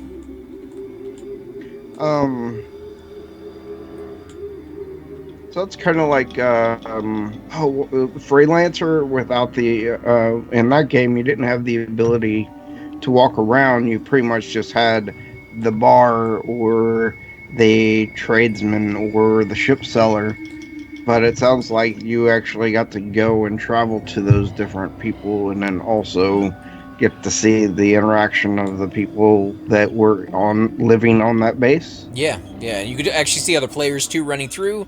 There wasn't a huge number of them because everybody who was playing on that had to be part of the beta. So it was kind of slow in that regard. But it was like you could see the potential of where it was going to go. And I really look forward to the day that was finished. And by the time it was finished, I think I had already moved on to another MMO. And by the time I thought about going back and trying it out, that had been out for a while, somebody told me it was already done with, like it was closed. So it did not last long at all. It's a shame. Like that was before MMOs were a dime a dozen and they were being shut down overnight. It was just a weird occurrence. You didn't see it all that often. Well, I mean, even now, MMORPG used to, or still does have a list of all the MMOs that are coming out or where they're at in their various stages of being created. And back in the 90s and early 2000s, you could see probably 20 or 30 that were coming out and why you wanted to play them and so on. And now they just have a list of hundreds upon hundreds, and a lot of them aren't even active anymore. Like you can see on their list, Forentis Online, that game was deactivated in 2004. And then there's a game called Tantra Online, which was one of my favorite lazy games because all you had to do was press one button to fight, another one to loot, and another one to choose your next target, and then another one to start fighting again. So it was pretty much a 3-button game, though you had multiple spells you could do in the game. It just felt like it was an easier, laid-back game.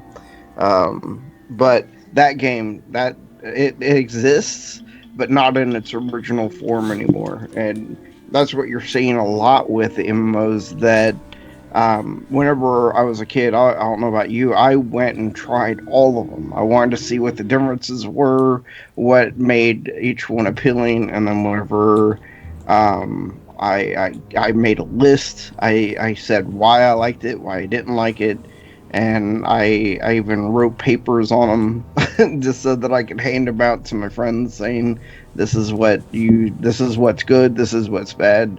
Join me on these ones, that kind of thing. Wow, you should have been a reviewer back then, man. Like if Twitch and Stream had been around at that time. Like, yeah, that's what channels do nowadays. And yeah, it's hard to keep up with it now because back then it was something that was small. It was just a new genre that was coming out when you had UO, Everquest, Dark Age of Camelot, and maybe a few others in between.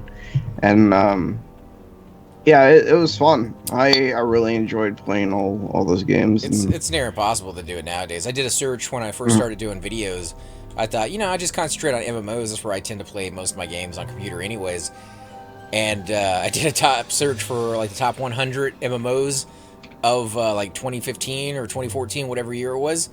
It came back with like so many that were like on the verge of coming out, ones that had already come out, and it was a lot more than 100, and that was within 1 year. Like just the sheer number of MMOs every year is just mind-boggling. There's no way you could play all of them because most of them take, a good couple weeks to a month to get to a decent level, if not max level on some of them really fast.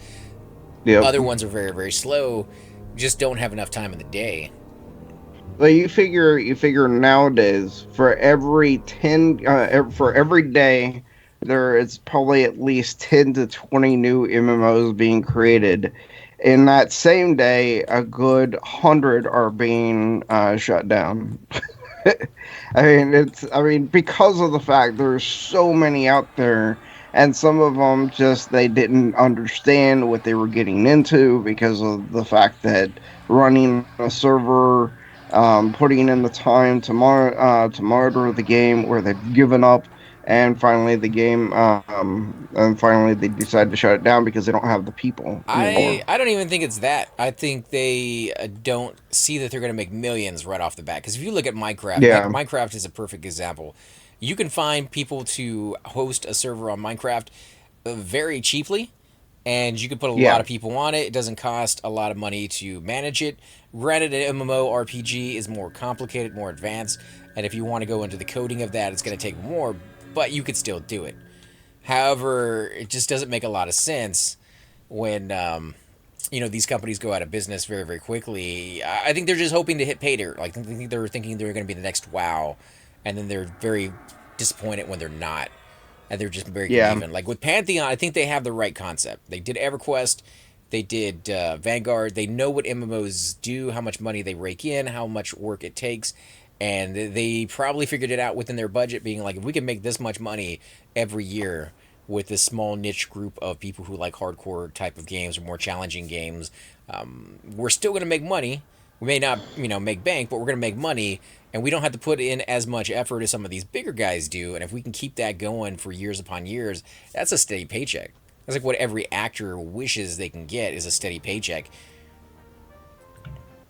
Let's yep. see. AC. Hey, how are you doing, Arctic Man? Sorry, we're not looking at the chat as much.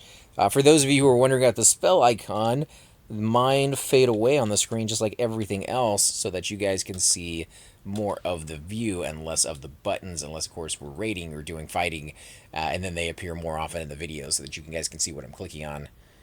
Rose tries to hit the lottery and be the next big thing rather than appeal and do well to specific audiences. I think so too. I think they're trying to grasp too much and everything slips through their hands instead of just being happy with a smaller amount. But isn't that the American dream? More, you know? I think people should kind of find that niche that they work in, the left-handed Emporium or whatever Ned Flanders had at the mall, and then be happy with that. Diversity though, like you want to diversify so that when things go bad, you still have a little bit in there. But that could simply be doing multiple MMOs out there instead of just one genre of like fantasy. You could do first-person shooters. You can do real-time strategies, and there's so many different genres out there that you could be a part of. That if one side decides to be a little bit less popular one year overall, although I don't see that being a thing. When I was younger, that definitely was. You had like RTSs, real-time strategies, didn't come out as often. They seem to be every few years you get a new one, versus first-person shooters seem to come out a lot more often Mm, back then, and definitely more often today. So, yeah. like, what would you think would be the most popular genre out there, if any? I mean, maybe they're all equally popular today. Well, if you go by Twitter, it'd be Dota. Dota style games, League of Legends, Dota, and Oh, the MOBAs, um, MOBAs. yeah. And then you have a first person shooter or third person shooters mob behind you. Sir? Who's the leader, brother? Oh, is the Enchanter pool? It looks like Bojangles. And I am waiting to assist. Valarath is AFK, so you're the main assist for now. Okay.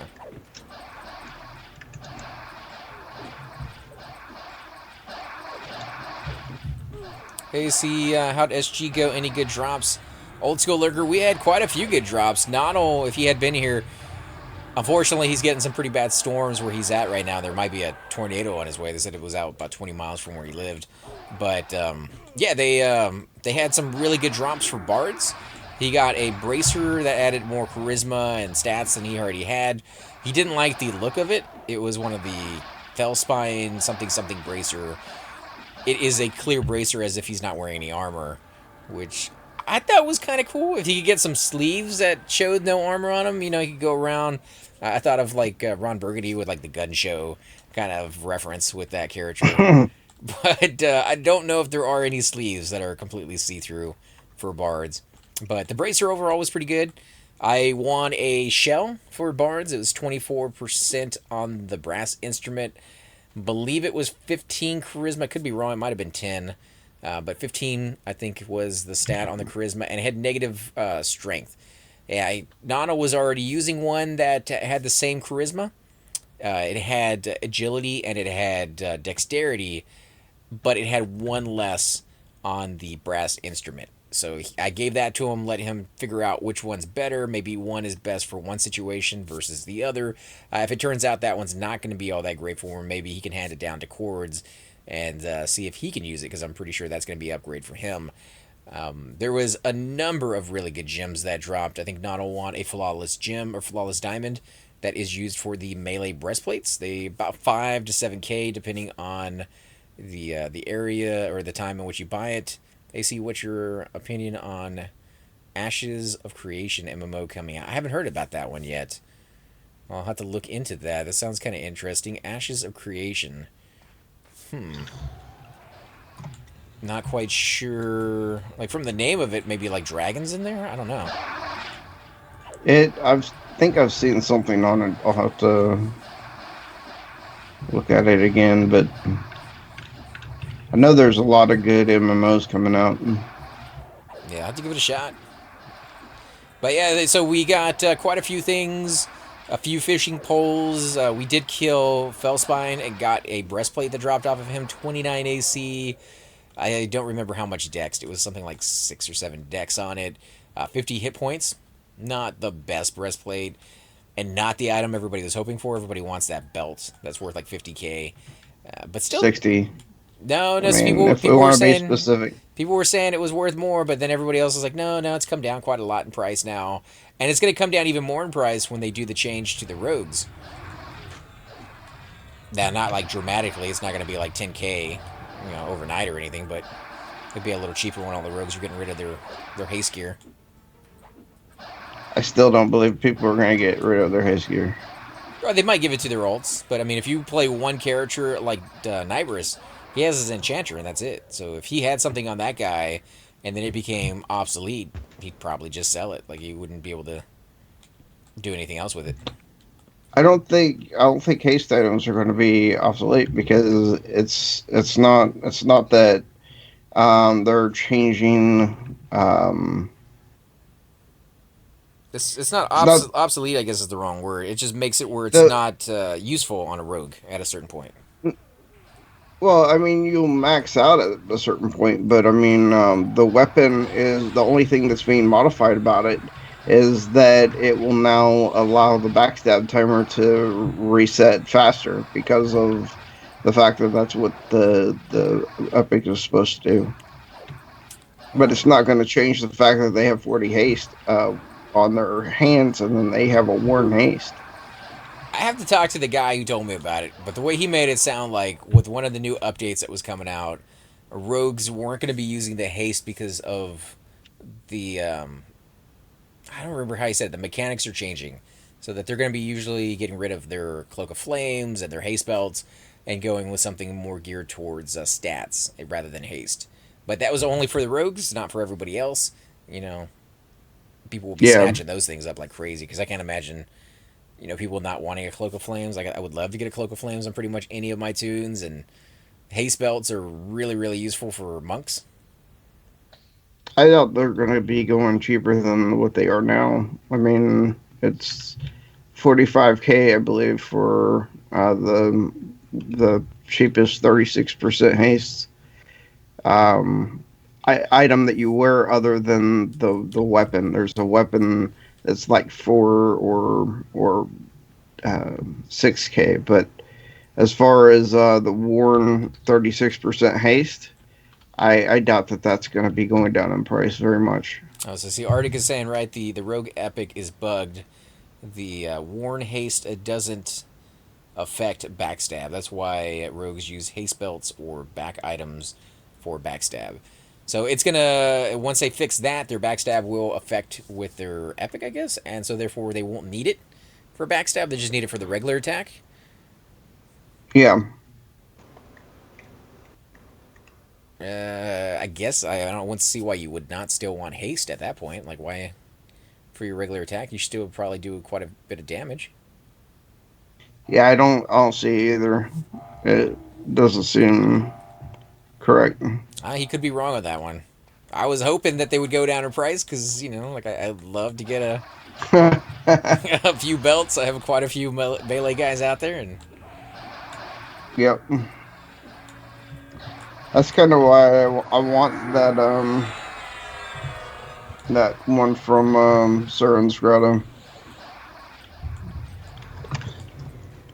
I think it knew I wasn't there, and Fellspine decided it was going to just drop its not crap loot so much, but it's not loot. its main loot.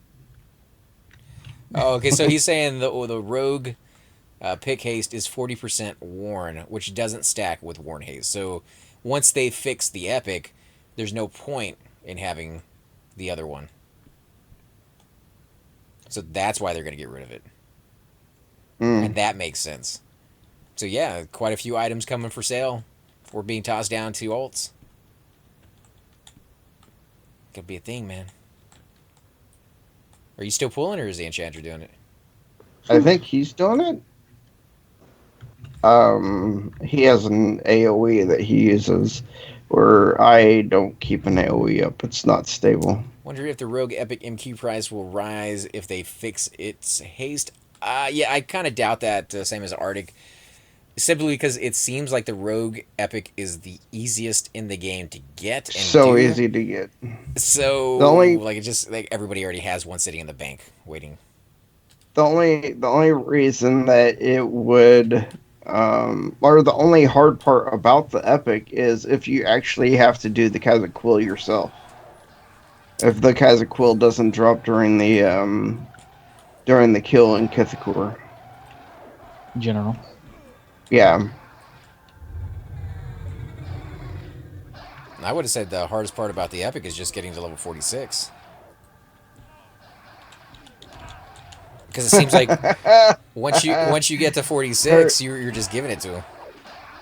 Well, yeah, but I mean, there is the robes that jeez, 1 second, I gotta deal with this. Robe with the Kedge, Robe with the Ishva. What are the other two? I can't remember. But yeah, if you can't get the Kazakh Quill, you gotta do the robes.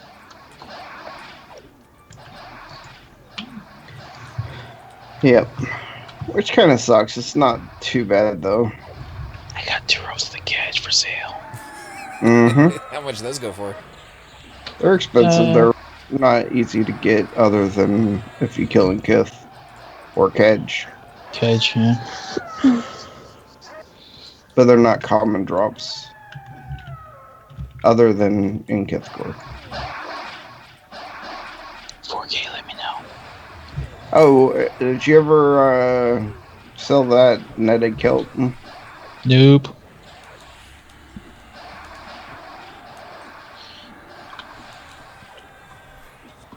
You might check with Nonal. Nonal's leveling up his Necro. He got a few pieces today. Nice. I thought they were pretty good, so he might be interested in getting a few more.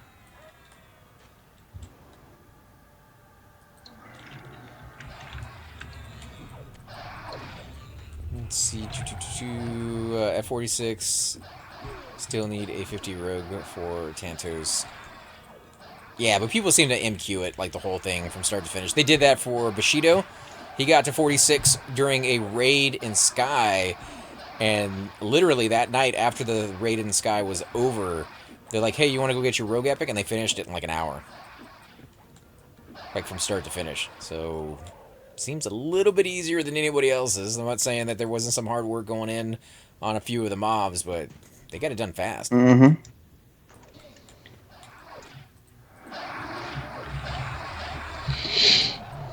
Rogues are also a raid-specific class, good at grouping and raids, but terrible at pretty much anything else, so won't really change its price any for the epic.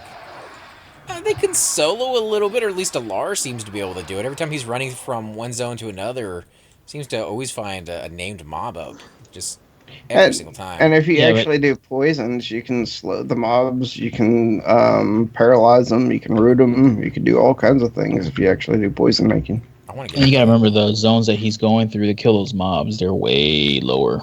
Yeah, that's true. And you get assassinated at level 60, and I believe you can assassinate anything below a certain level. I don't remember what that was. It's not an instant, though. It is if it's at, below that level and it's humanoid. No. It's just a chance. It's a chance. It's a chance your backstab will kick off an assassination, which will do, I think, 100,000 hit points. Right. To that so mob. if the assassination goes off, it's like an instant kill, because I don't know anything in the game at that level that's going to have 100,000 hit points. No. Well, there's some names. Arctic, yeah, I will be trying Agnar out as soon as it's working. I don't want to be mean, but there's some issues with it lately. Today, I should say, and I want them to work all that out. I don't want to go in there and do a couple things and then have them wipe the server. Like, I've given them a couple weeks to get it all sorted. I knew that was going to be the case. I tried to give them the benefit of the doubt. I didn't want to talk bad about them before they even got their foot out of the gate, but they seem to put their foot, right in it, straight off the bat. Yet again. So maybe you should expect that from now on, but I still have hope. Hope that one day they will learn from their lessons.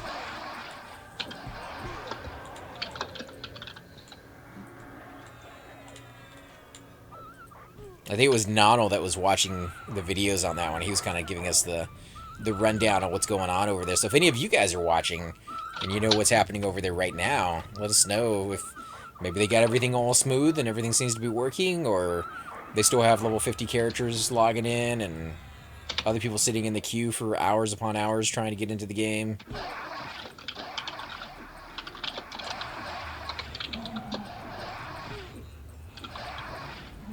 They said Project 1999 was pretty bad when it first came out. But then, you don't have to pay for this one. Wait a minute. So did they accidentally set the rule set to the previous progression server? Because the previous progression server that they brought out before this new one is that you start with a level 50 character and you actually have to group because there's no mercenaries or anything along those lines. Agnar is supposed to be one that you start at level 1, was it not? It was supposed to, and I heard they had a lot of the same problems. Not every single one of them, but I heard they had a lot of the same problems. People sitting at the queues was the biggest, just trying to get into the game. Like, they just were not allowed in. And that would drive some people absolutely bonkers if you took the time off to do it. Then you can't even play your game.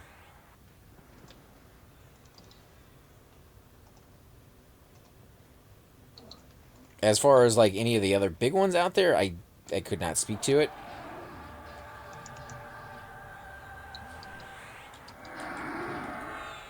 Nana would be ideal in this situation.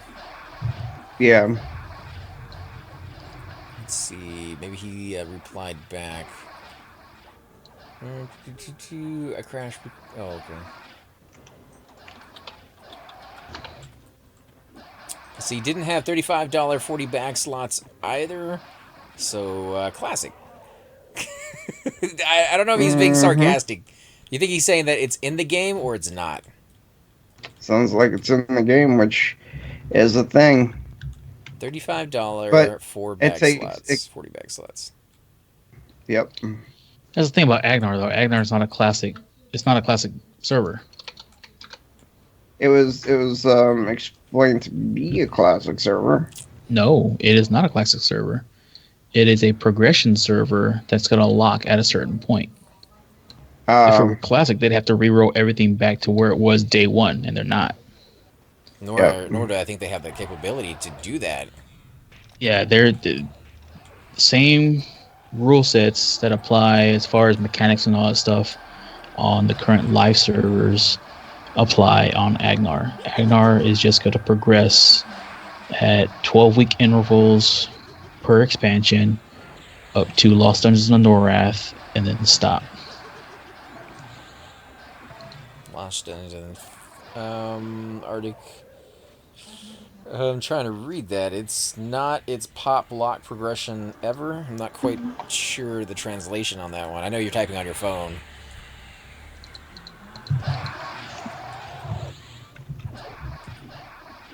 I don't know if he means that it's going to pop or it's going to right before. They call it a pop server, but it goes past pop. It goes to Lost Dungeons and Norrath. So you'll have 2 expansions after pop. Legacy of Yakisha and Lost Dungeons and Norrath. That's too bad. Server 12 weeks between X-Packs. Tax said he saw 1,200 people on here tonight, so there's no difference in numbers, really. I didn't think there would be. The people who have decided to go over to Agnar, I wish them the best, but they seem that they kind of logged out or, got out of P99 weeks beforehand, and they've just been waiting for that one to go live. So the numbers have been pretty much where they're going to be. You gotta remember too, Agnar's having problems, so. Yeah, that's what we were talking about before. I kind of hate to bring him up because it makes us look like, oh, P99 is so much better. Well, it's not that. It's just legit. I mean, it's a fact. Agnar's having problems, which is why probably population's where it's at. Because there are quite a few folks that were talking about going and trying Agnar. Oh, he's saying the numbers. Their whole guilds basically have disbanded to move over to Agnar. 2 of them in particular. Yeah. Bye, Felicia. That's what I say. Yeah, that's just me, though. I don't know if it's an inferior server. It's a different experience. Yep. That's really all it comes down to. It's a different experience because there's no way to compare those games together. This is where the game was, and that is where the game is.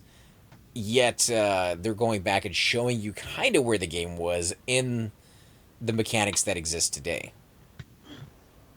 It's like a weird way to put it, but there's no real better way to say it. The mechanics are completely different in that game versus this one. But if those mechanics had existed on day one, that's the experience you would have gotten, on that server. So that's kind of cool. I mean, in a way. I don't know.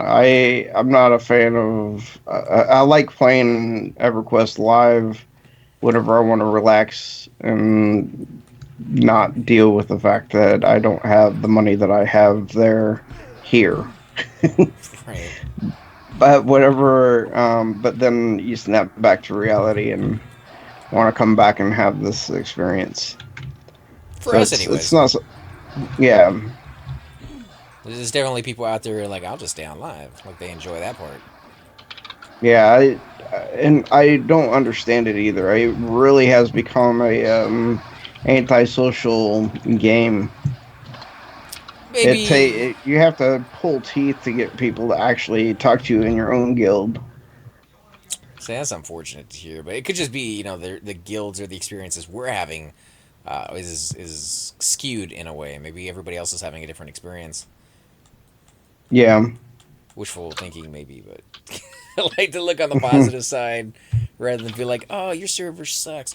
I watched a video on some guy doing that a while back, and his take on the game was definitely skewed, just like ours is skewed. But his was really, really just, leaning towards one way right off the bat. And I don't like to be that way. I know I am at some point, but I don't consciously like to choose that. To me, any level of cash shops, game currencies, and ability to segment or segregate themselves from others, instances, mitigation, and other mighty and tarnishments from the integrity of the game. I agree with Huzzah! you. Yeah, I don't know what else to be like. Yeah, it's spot on. So we've talked about that before. Yep. If you don't have a lot of time to play, though, like if you only have a few hours to play a night, and you want to get something major done, like you don't want to feel like all you got done was a couple hours of factioning, and you've been doing that for weeks upon weeks, then life is a little bit better for you because you can go in there very, very quickly and get something set up. You can do raids whenever you feel like it. You could make appointments and be like, okay, guys, at 9 p.m. we're gonna start meeting up, and at 9:23 we're gonna move into the raid zone, and at 9:45 we're gonna be done with it. Like you can do that because it's an instance and it's all yours. You can start it whenever you want to. I had that experience on EverQuest 2, and it was fun. It was very enjoyable. I don't see anything wrong with it. It's Yeah, just it's I different. I like the EverQuest 2 experience as far as okay, we have probably about 30 minutes. Let's try to do something. All right, we're gonna go ahead and go to Erd's library. Everybody get to the stone. Good to go. We're in. Get through it. Get loots. Get stuff, and then we're done. Yeah. And it really made the game easier to deal with. Because there's no competition. And so you could go in there. Yeah. It also made the loot mean really nothing versus guild to guild. Like there was no competition between guilds. No guild was like, oh, look at this, we got the best geared people in the game. Not like any guild could become the best geared in the game. Oh, not really. There's still people that were in, especially on our server. If you started back whenever Quest 2 came out, you had the gods. If you remember that, Mm-hmm. and they dropped I think charms, and they were just absolutely insane. You had those guilds, and then those guilds progressed into some of the higher end raid guilds because of the fact that they were practicing raids every day. And Those charms you talk about though, were absolutely worthless when they came out with the Great Divide expansion. Because on well, yeah, those, the stats, for those of you who aren't aware or familiar with EverQuest 2, EverQuest 1, you might have a breastplate that has 17 AC on it, and that's pretty uber. On EverQuest 2, you'd have something that has like 600 and something AC on it, but then the stats are where it gets you. You would have 15,000 stamina, yep, 18,000 strength, 146,000 something something. Like, and all that is on one breastplate, or one oh pair of hello, pants, or one pair of gloves. It is absolutely ridiculous the stats that they have put on those items. And that was the last time I was playing, when I think it was level 90 was the max you could have. Now they're up to 105. So the stats would be even yeah. more than that. I really think they should do a progression server over there because that was one of the things I really liked about the game is the actual leveling through the ages, I, I guess. I don't think they could. They're down to one server. Server. One Yeah. server to rule them all. All the servers have been merged into one over the years. They had to just kind of bring them down because the population wasn't what it was in the old days. And now that they only have one Yeah. server, like even EverQuest Live doesn't have one server. They have tons of servers, dude. Like they keep coming out with more of Yep. them. So EverQuest 2, Well, I think is EverQuest 2 shot itself in the foot whenever they started getting to they weren't progressing the same way that EverQuest was progressing. I mean, now say at level 90, my monk, he has, I don't know, maybe 50,000 hit points. At level 90 on that game, you have hundreds upon hundreds of thousands of hit points. It's a completely different situation over there. With that said, the mobs equal to your level hit you hard enough to make it a Oh challenge. yeah, The downside to that would be if you go to any other zone previous of that expansion, they still hit you just as hard as they used to in those zones. So nothing, yeah. like nothing at all. Like you just walk through, grab the whole zone, and like there's no downside to it. Yep. I mean, just to give you an idea of how different the game was, my monk, or not my monk, but my necromancer, he could pull a boss that a group couldn't do, And that's just because he had the ability that he had 4 or 5 abilities that every time he hit, it was tainted heals. So he would hit it, it would debuff the mob, and it would heal my pet to full. No matter how close my pet was to death, it'd heal him to full. And my pet was a tank. He was a master or grandmaster version. So just crazy things like that where here, a necromancer has to do tactics. They have to fear things like that. You don't do that there because that snare ability doesn't last as long. Well, you could. They have the abilities to do it, and if you go to certain zones, I remember going to, I think it was Lava Storm on Everquest 2, and they had introduced those new corrupted mobs, the ones you could do the daily events for. Oh yeah, And on the beach, they're pretty tough. So I went ahead and started doing some of those guys on my necro.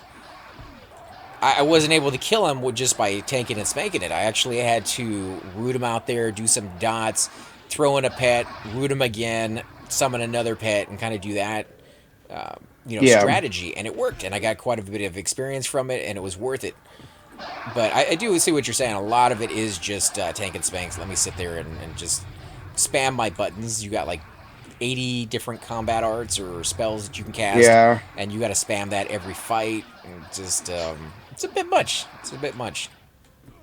And then, I mean, in the raid, it was completely different because in a raid, you'd have to, if there was a curse, if you got this curse, you had to cure then you need to stop attacking this mob, and you have to start attacking these mobs so that they don't reach the named. And then that will wipe your curse. And then once your curse is wiped, 4 more people will be cursed, and those people have to go take care of those mobs. And if nobody does what they're supposed to do that whole fight, or if one person fails to do to be cursed and attacks that mob, then then it's a failure. And they really made you feel that. They made you feel that wipe. I do remember like juking in and out of combat. Like when the guy was doing his area effects, you had to like jump out, leave the tank down there to taunt it, and get hit by it. Or sometimes you had to get really, really close because those AoEs only affected right outside of this certain border. Right. So you had like an entire raid force just cramming themselves on top of one another, and somebody always got left out and got just like one shot. Yep. Yeah, the raid mobs were definitely a lot more challenging in the sense that the raid force had to work together as a whole unit. You still had, very, very hard raid mobs in here, but once you like position the clerics in one spot, usually that's where they stay. Like they stay behind that wall or in that corner, and they don't move. In that one, the raid force had to move as an entity, or parts of it had to go off and do certain things and come back. So I guess everybody felt like they were being, useful and participating, even if they were not the DPS class that day because they had too many others or something along those lines.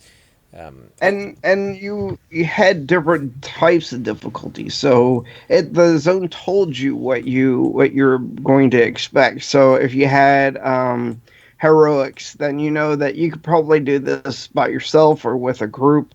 Then you had 2 times epics. That meant that you need at least 2 groups to take them. 4 times epics meant that you need a full raid to be able to take them. And that made the game a whole lot more fun, is because you had different versions of raiding. There's no undercons though. Like where's the excitement in that? Like there was no those experience of running up to a mob and being like, maybe that was a raid mob. Like I shouldn't have done that. I just got one-shotted. There was. I felt there was. Okay, so whenever p99 came out, there's these rat tunnels. I don't know if you remember that. You had to go to the rat tunnels. You get things as part of the starter quest for your epic. If you keep going through them, you'll find this mob. It's called a bag of bones, and he's blue and he's heroic, but he fights like he's an epic fight because he splits off every 10 seconds.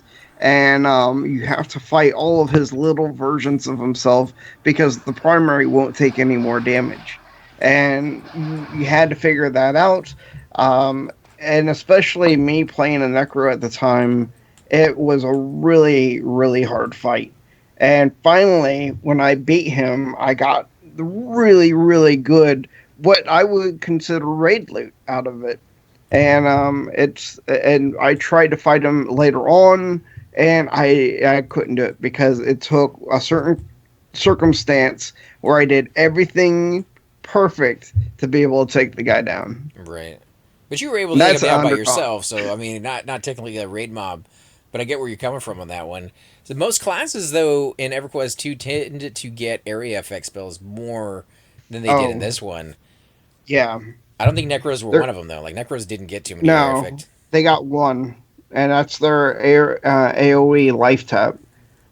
Shadow Knight's got a lot of AoEs. Melee got All the lots. warriors got AoE taunts. Swashbucklers, they are the primary DPS AoE class. I did like the But taunting ability a little bit more in EverQuest 2. It mhm. gave you more control over it. The taunt actually Oh, seemed to mean something, and it yes. showed you that you were simulating damage with your taunt more than just clicking a button that more often than not really didn't do anything in this game until you get to a certain level. Like Yeah. Thum went through that too. Like 35, 40, his taunt button actually started working. Before that, never really seemed to amount to much. And that one, they gave you different versions of the taunt so that you could use more than just one, and you waited for the repop on that to come up, and some Yep. of them were pretty long. And that's a level 1 thing. At level 1, a warrior was a warrior. It didn't take until several expansions that they decided that, okay, in EverQuest Live, warriors need to be able to tank. So we're going to go ahead and give them a combat ability at level 5 called Provoke. Now, Provoke is going to give you 100% aggro.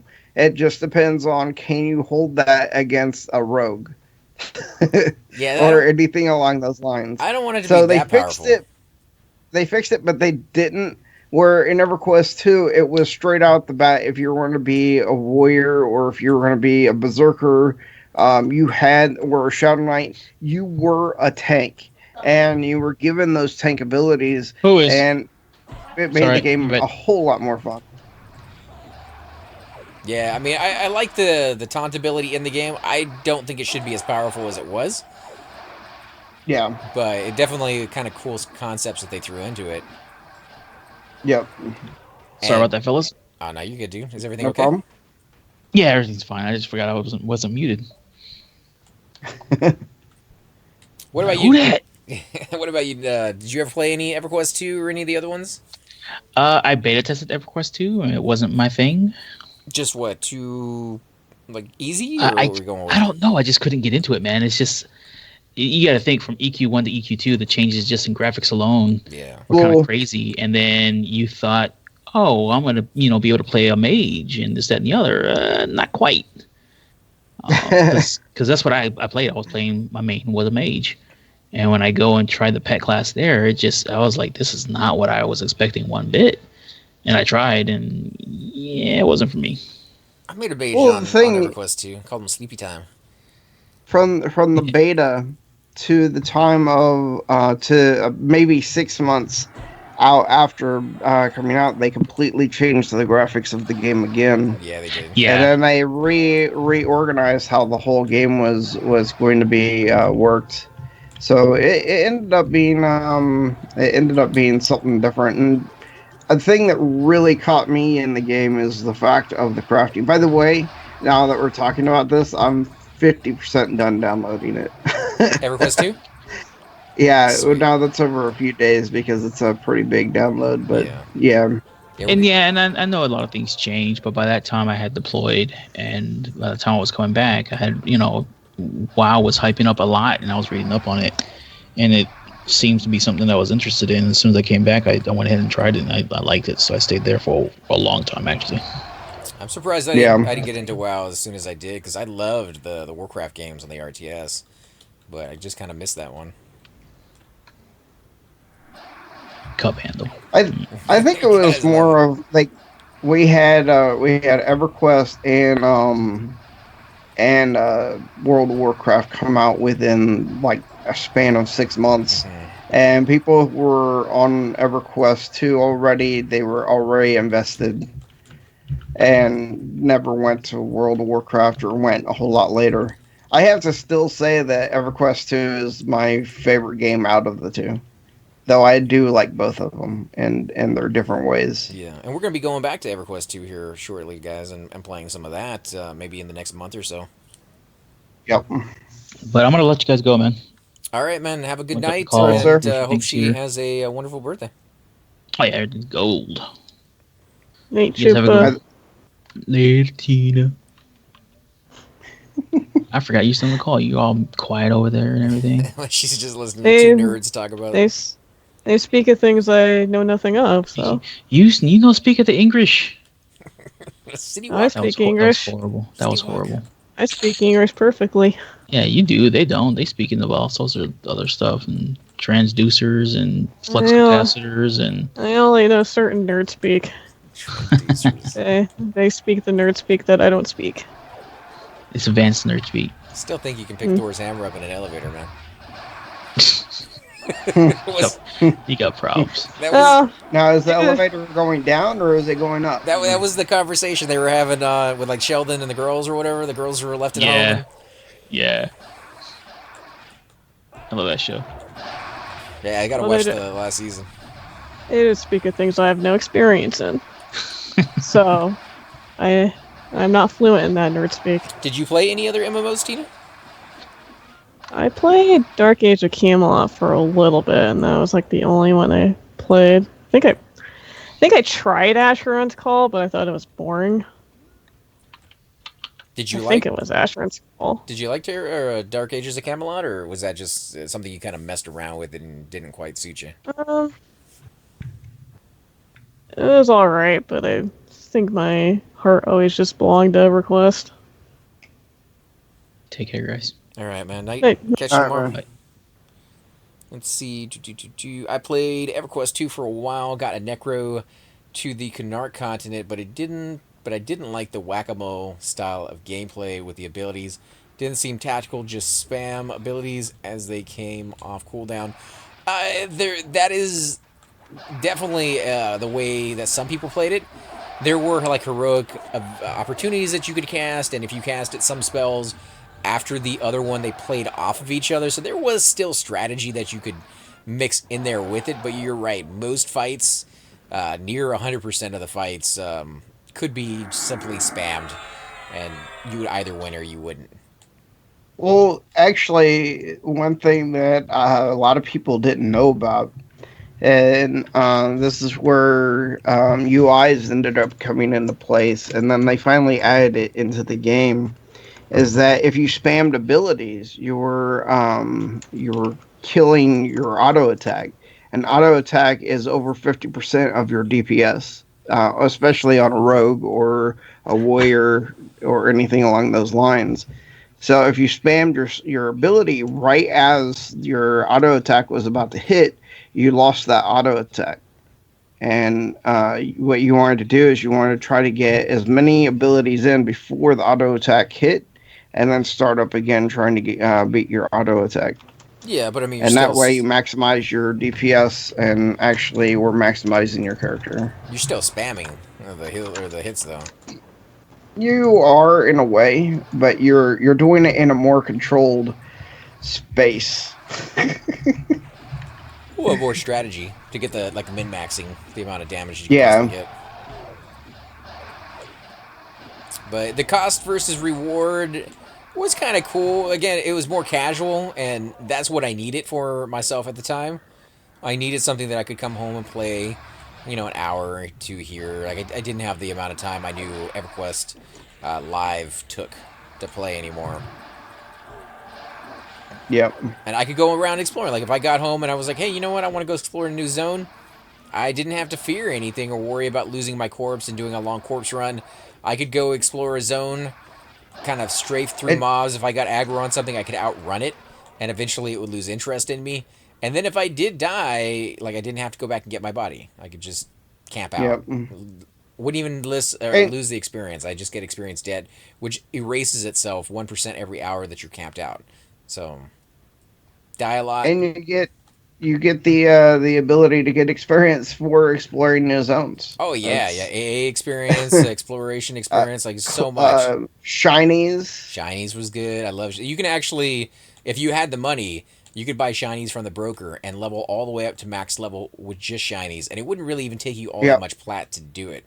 Nowadays, it's a little bit of a different story because the game is free to play, and if it's free to play and you're on that account, you don't actually get access to shinies to sell. You could buy them up there, but only people who have a paid account can post things to the broker. So things on the broker are a Yep. lot more expensive than they used to be. Everybody playing used to be able to just throw crap in there, and it was like copper for pretty much every shiny in the game except for the super rares. I think that's kind of. I think that, not kind of. I think that's stupid that you can't actually sell the things that you loot anymore. I They're mean, trying to make you buy it or pay the monthly thing. They don't want you to. I know what they're trying to do, but it's just That's something a lot of people want, and they're like, "Well, we'll take that out. We'll take out the bank slots. You don't get as many bank slots if you don't pay." And what are some of the other ones? You don't get oh, access to like the dungeons. The you don't player think we created want dungeons. that? I want access to them. I mean, that's Oh yeah, kind of the that's why reason they to took it play out. that game. That's why they took it out because they knew people would want it. They pick out the five, six, seven details they know everybody kind of likes, but could do without if they don't have it, but would make them want to be encouraged to pay the monthly subscription. Which I don't blame Yeah, any company. They got to pay the bills. They got to be able to support themselves.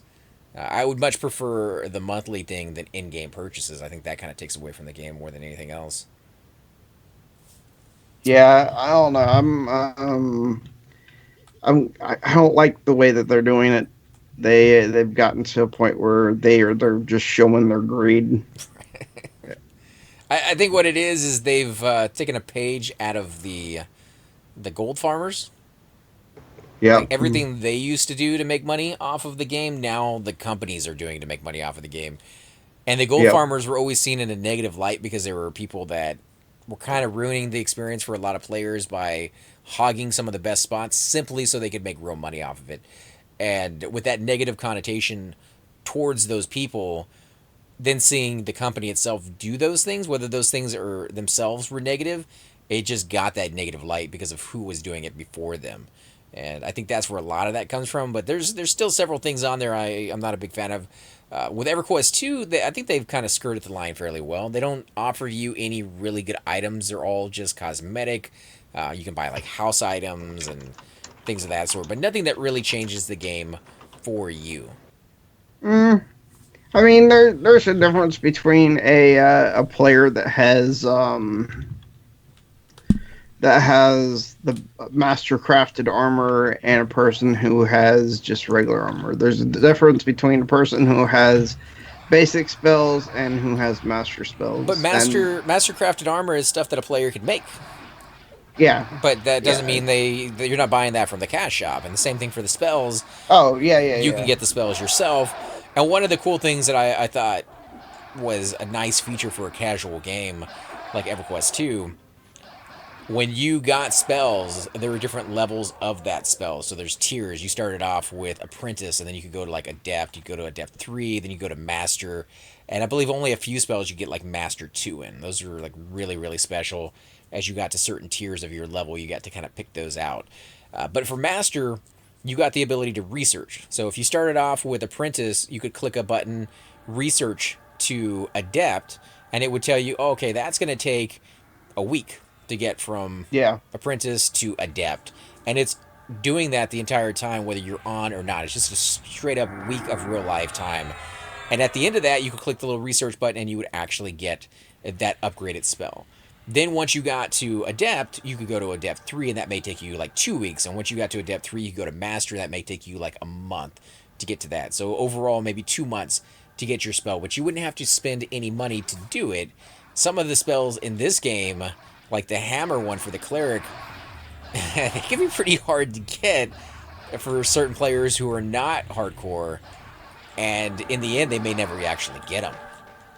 So Yep. that game, even if it took you a year, you would eventually get all your spells and you would get them fully maxed out. That's kind of a cool little concept. I don't know how you would progress or move it into a game like this, but I think it might be possible without taking away from it. Well, I remember back whenever 80 was the cap. I finally got my Inquisitor to level 80. I finally got all of his spells to master. I had finally got some really good gear for him, including my mythical.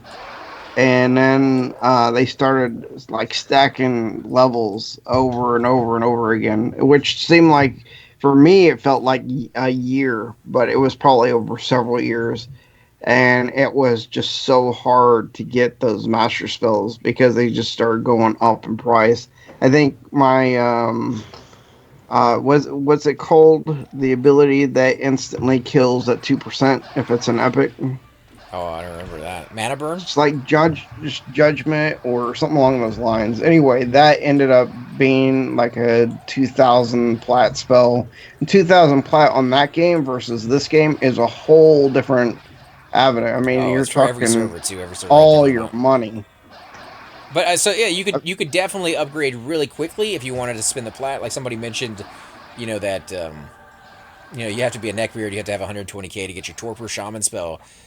For sure, that was still a thing. Like if you wanted to be that torpor shaman within a reasonable amount of time, within a year, you had to save up the money. But if you were like that casual player that wanted to wait like a year and a half to get torpor, like you could wait that year and a half to get it. Like research was not fast, and if you started from the very beginning, especially all the way down at apprentice and worked your tiers up, rather than at least getting a player to make you like adept or adept 3 and spend a little bit of money to rush that process, and then just using research to go to the final end of master, it was gonna take you a long time. What I ended up doing to get a lot of my spells on my Inquisitor is that I mentored down to whatever level that, because I was one of those completionists that wanted to make sure that I had master spells in my book all Right. the way. And so I mentored down and just started destroying zones in that level range, and finally was able to get the spells And that way. and you could get some interesting stuff from some of the quests. You get different mounts for different zones, so Yeah. like different looks to them. I was an item seller in Diablo 2 and Diablo 3. That's a different game altogether. That one didn't seem toxic or even like a negative thing. It seemed like item sellers in Diablo were looked at favorably because it was a game that people love to play again and again and again. You can kind of play on your own servers or you could play with other players, but it was a small group of people you were playing with, and if somebody was trolling you, you just stop playing with that person. Whereas on a large MMO, if somebody is taking a prime spot, there's not much you can do about it. However, they just started creating instances, and sometimes multiple instances to every zone. I think they were like at a point it was like 35 people per zone. So if you logged into Freeport and there were 35 people in there, when you zoned in, it would create Freeport #2 or whatever. And if there were Yeah. 35 people in that one, it would create Freeport 3 and then Freeport 4, Freeport 5. So you're all in Freeport, but none of you could see each other unless you were in the same zone. And if you were in a group, you could pull people in, but it wouldn't naturally put you all in the same instance, or at least last time I was playing, it didn't naturally do it. And Yeah. so it was kind of cool. Like if you could create an instance during the prime part of the day, especially for like Great Divide when that was like the big place to be, you could have like instance number 7, and then at night when it lowered down, it would only be one instance. There would be only one Great Divide. You could keep that one there as long as nobody logged out and it became dead, and you could pull people in no matter what, and you could have like the entire zone to yourself, even though technically that's not what that was made to do, because you weren't naturally able to create another instance of Great Divide. The game had to do it. The game did it based off of population, unlike some of the dungeons that did it naturally, and you didn't have to worry about Yep. it.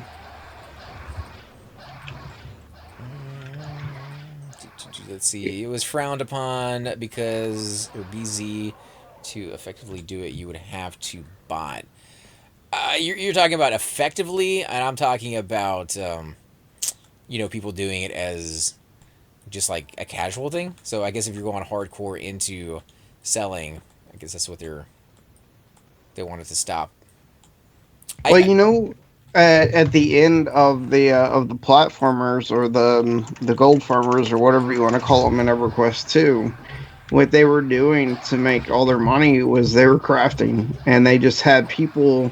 It was literally a farm of people crafting the whole time, yeah. and they were making this one specific item that if you had a stack of it, it sold for 1,000 plat. And they became very good at that because you were essentially paying them a lowball price of, say, if they gave you 5 stacks, you're paying them 5 gold for those 5 stacks, and then getting 5k from it, or 100k, or whatever it was that they were giving you.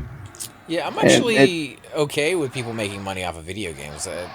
Diablo 4? Was it Diablo 3? Which is the last one? Diablo 4 or Diablo 3? The one that just came out. 3. 3? That one, when it Yep. first came out, had a process in which you could go into dungeons, you could get items, and then you could sell them on the marketplace either for in game currency, like gold, or you could actually have people buy them straight out with real cash. And it was all done through like the Blizzard app. So it was safe, it was secure. You didn't have to worry too much about, giving out information that you would not normally want to give out. They said the gamers were not happy with that system, and so they took it out of the game. I don't know if that's true or not. I wish they hadn't, because like if you're playing a game and you get loot that you can't use and you can make a little bit of extra cash on it to afford like the monthly subscription or Mm-hmm. afford a new game out there, I'm not against that as long as gamers are having the choice of buying that item from you with real cash or not buying the item from you and not losing out on anything because they didn't. And that's how that Yeah. game was. Like, I could go into the dungeon, I could beat that thing 50, 60 times, and maybe eventually get that same item. I don't have to spend real money. But if I have a little bit of extra cash and I want to support some of the player community out there, I can. And it was all kind of, I don't know, non toxic because the player community got to decide whether it was a good idea or not.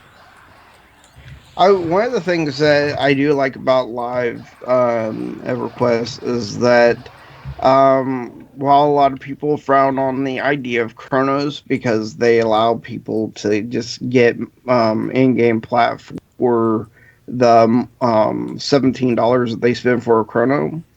What I like about it is that I could say, okay, so you paid $17 of your real money. I can go and work hard all month to try to get whatever outrageous price you're asking for, and I can actually essentially pay for my full access game every month as long as I reach that whatever amount it is that they're selling it for. Yeah, you're essentially making the game a job, which Mm-hmm. some people might be against. But if you've ever watched the anime show Sword Art Online, they talk about in the second season they have a gun game in there, right? It's like a first person shooter almost, but it's virtual reality. And they talk about the big gamers in there making lots of money to do what they do because people watch them, people go to the competitions, and I see in the future like that's kind of where we're already at. There's big gaming conventions where people play Yep. Halo and all sorts of games out there. Pretty much any game that you can possibly imagine. All these Street Fighter ones. So if people are going to make it a career, then why not make it a community filled so that there's not just the top end and then nobody. Like, you need the steps along the way so people can progress and be like, okay, maybe I am good enough to go pro at this. I guess it's just a different way of looking at it. Like, video games when I was a kid was not thought of as a career. It was thought of as something that you did to play and you have fun, you enjoy. But times have changed and it is a career for a lot of people. Yep. Yeah, I don't know. It's I don't feel, as long as you're leveling or actually advancing in the game by making that money, I really don't have a problem with it. Either do I. I don't see. The only time I see the negative connotation is when you do it to the extent that some of the platformers were doing it. Like they would just hog an entire zone, and there's no way around it. All right, adding Mr. Psycho to the call. He wanted to ask some questions, I think. Same. Hey Rhino, how you doing, man? Yeah, we are streaming over here in Soul B, killing some kobolds. Gonna get Psycho here in the call in just a little bit.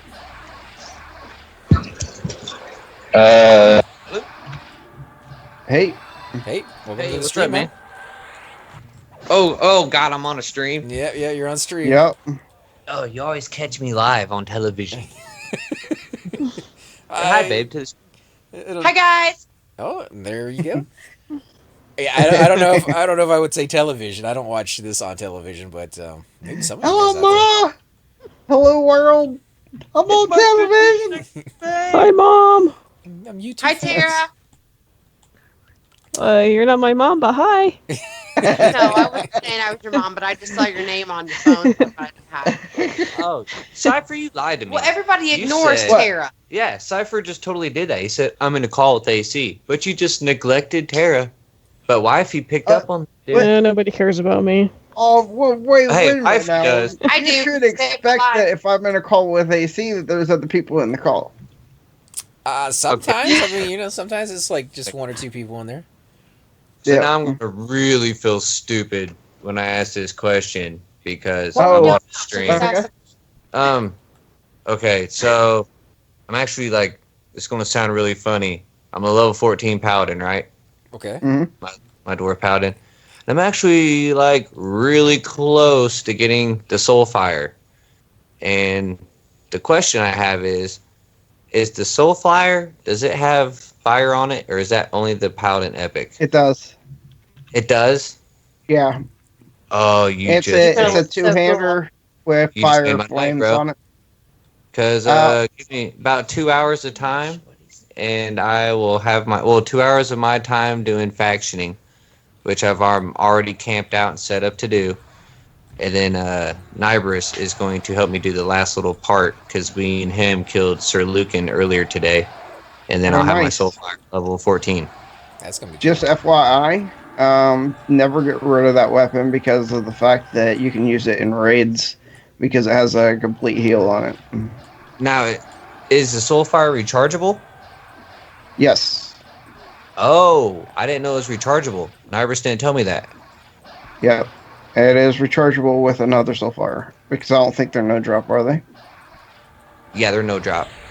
Oh, how do people recharge them then? I guess you have to do the quest. Sometimes don't know. Sometimes I see the same people doing the same quest over and over again.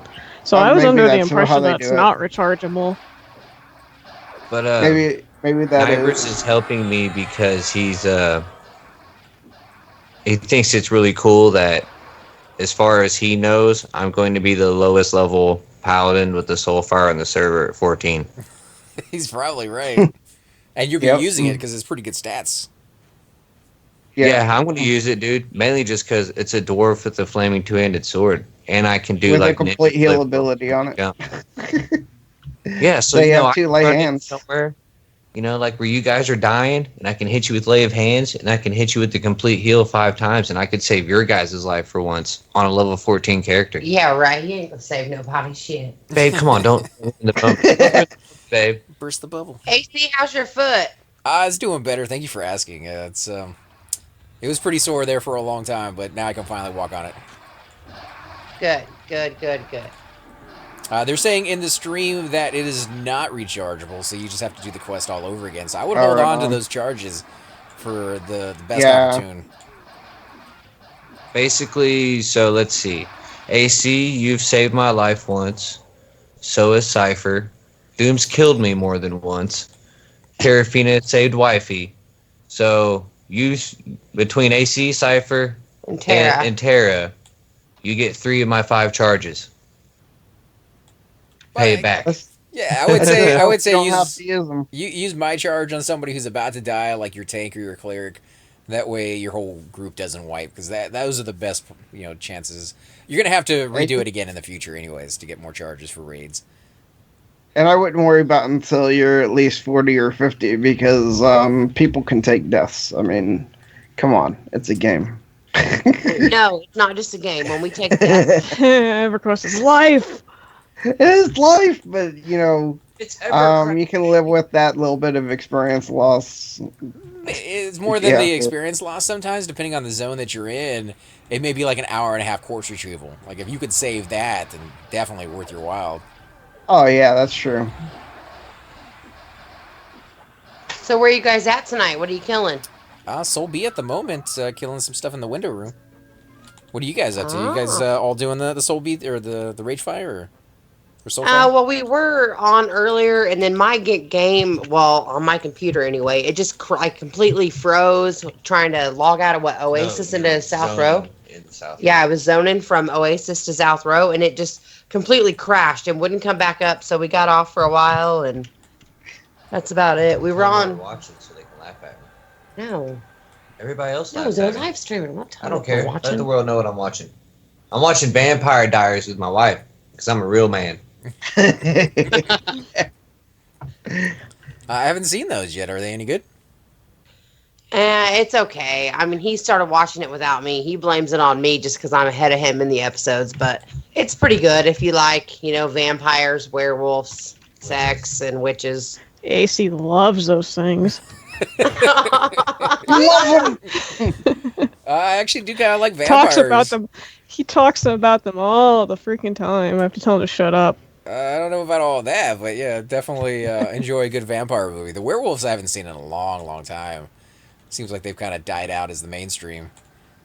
Yeah, they're good in Vampire Diaries. They're very realistic looking, and it's I don't know how you are about like bones cracking and watching people's bodies transform, but it's like I have a hard time watching that kind of stuff. I'm not into horror movies, so it's creepy watching some of the werewolves turn for the first time. It's almost kind of like the Werewolf in London scene where he's in the apartment and like there's hair flying everywhere and like blood and guts and dudes transform.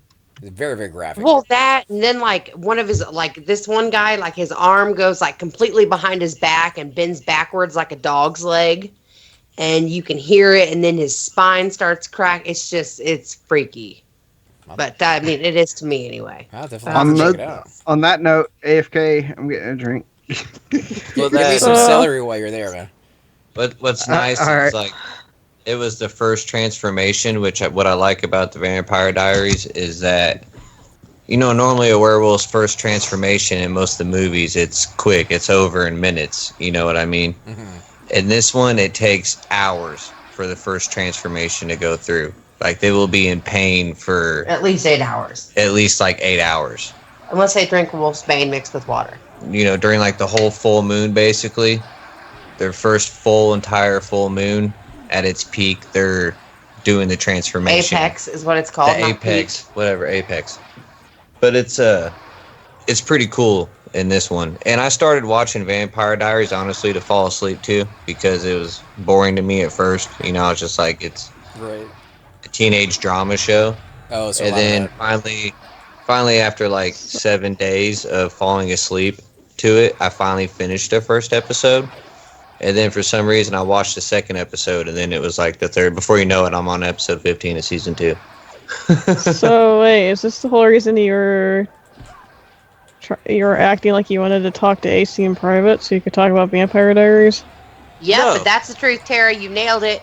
Ding on the head. Actually, Can I call it or what? It's really just to find out if the soulfire had flames on it, because Nibris crushed my hopes and dreams today and told me it looked like just a regular two-hander. It didn't have any fire on it, and I was like, no way, dude, come on now. I've So never I had had one. to, I'll have to take but Cypher's between the word on three that. of you, between all you Yeah, guys. but tell them the one step you have to do in order to get it. You Oh, have to turn yeah, in so- 2,500 gold. I'm at this guy out in Quanos. It's Lahash Nishan or something. Nah, it's like, no, it's Nashorn, Silver, Bane or something like that. I have to hail him. Buenos. I gotta hail him first, make him stop, hand him one gold piece, and give it to him, and then I get a faction hit. But the catch is, I have to do that with 2,500 pieces of gold. So I have to do it a total of 2,500 times. And you have to chase him around because he doesn't stay put. Yeah, but it's in the newbie zone of Quanos, so I have to do that for about 3 hours of my life tomorrow.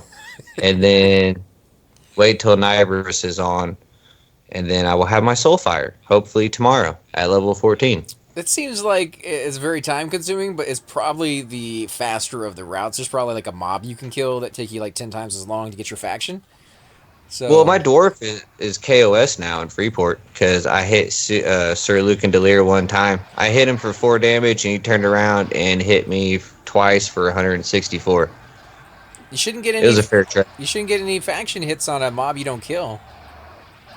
Oh no, I hit him one time, and then Nibers killed him, Oh well, yeah. Then you're gonna get faction and we on were that one. grouped. Well, it was to help boost my faction for the quest. Right. Because apparently any paladin with the epic is KOS in Freeport, West Freeport.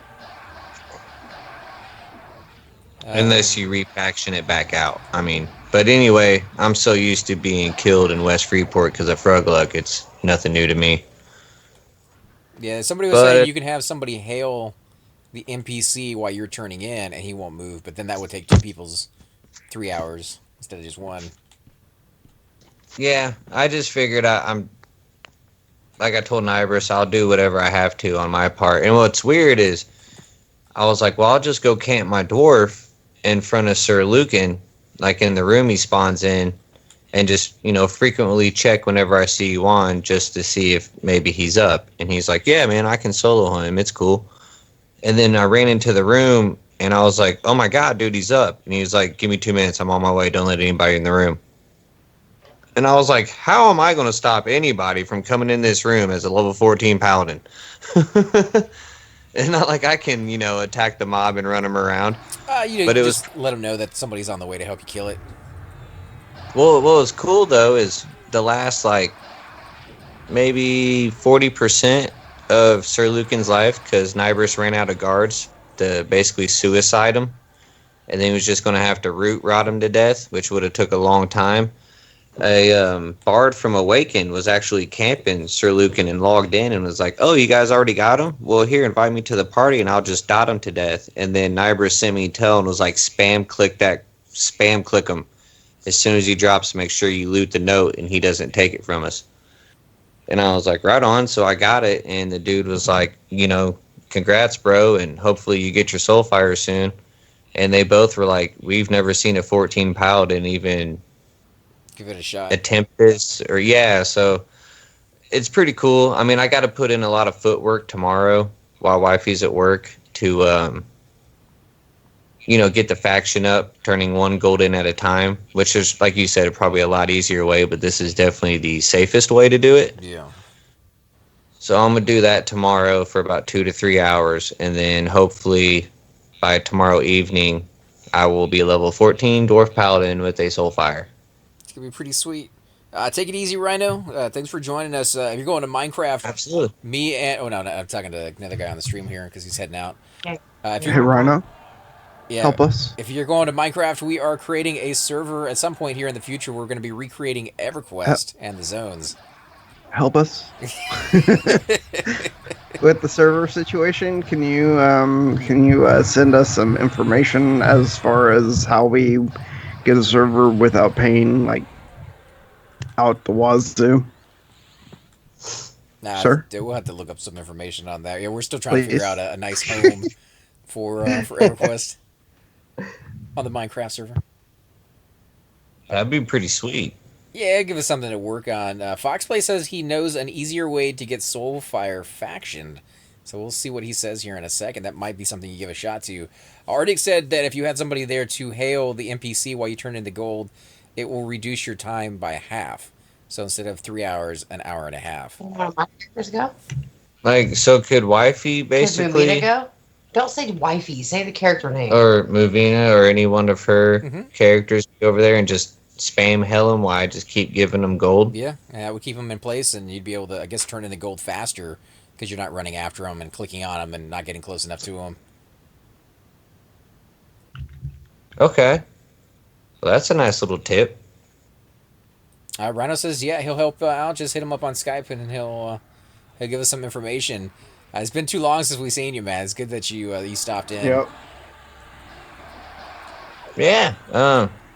Well, I'm gonna go ahead and jump off here and get back to my Vampire Diaries. But if you guys figure out later on a quicker way to get that faction versus me just doing the gold turn in, definitely send me a message on Skype and let me know.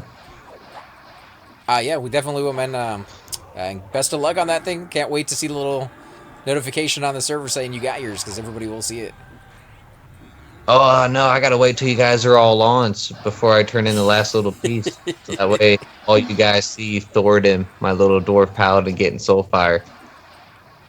Yeah. You guys, I'm gonna have to make a thing. I'll have to send a big Skype message out to You'll everybody. have to log me in and take a screen snapshot. That way we have it on the chat. We can zoom in and Yeah, I'm gonna have to wait till everybody's on. Oh, they're Hopefully, saying to get faction, you create a low-level throwaway character in Kinos and kill the fish, and then give the fish to your paladin. And I guess there's somebody you turn that fish into. I know the one they're talking about. It's like a level 1 fish in a little tiny Yeah. pond all by itself. Oh yeah, it's like the Paladin / Cleric guild or something. Yeah. Oh god, dude, it took me 45 minutes to find a bank in Buenos. Well, it's not that hard.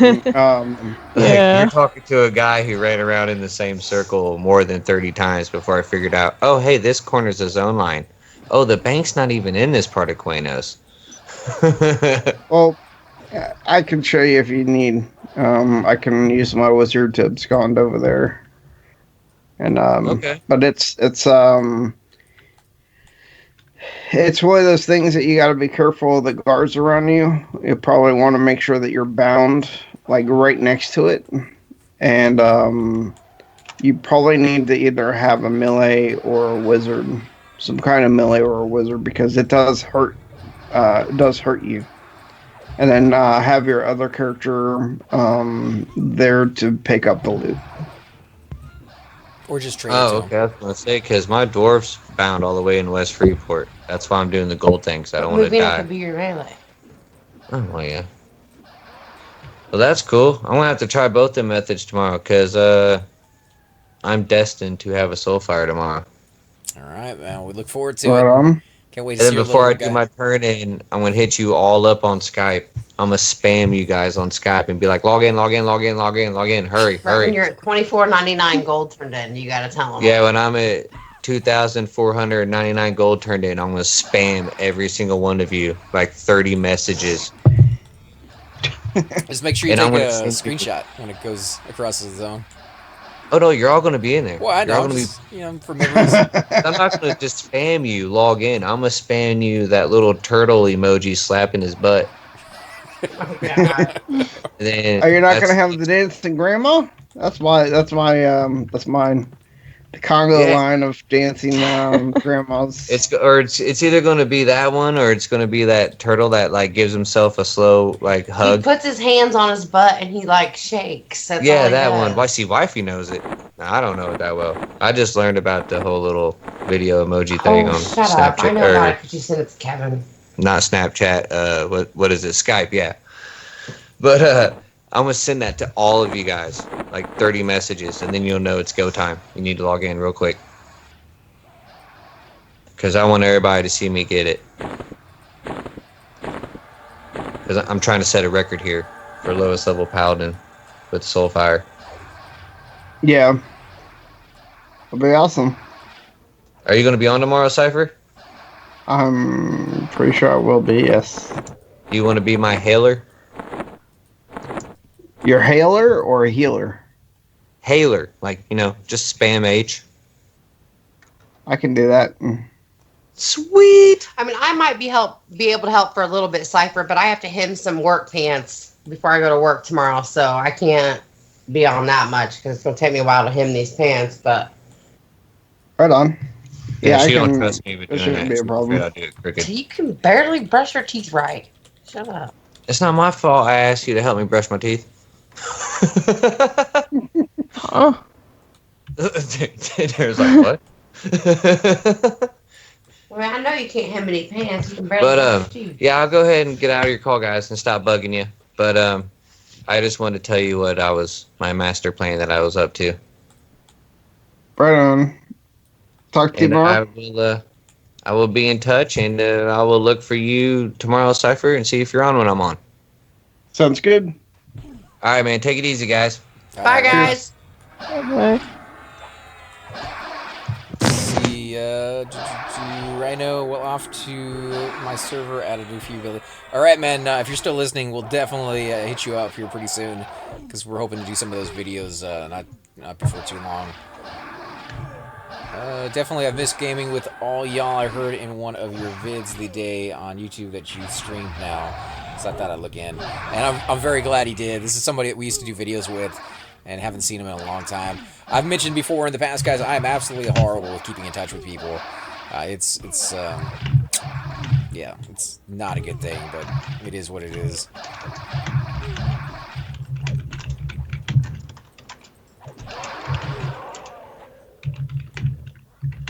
Alright, pack regen is off.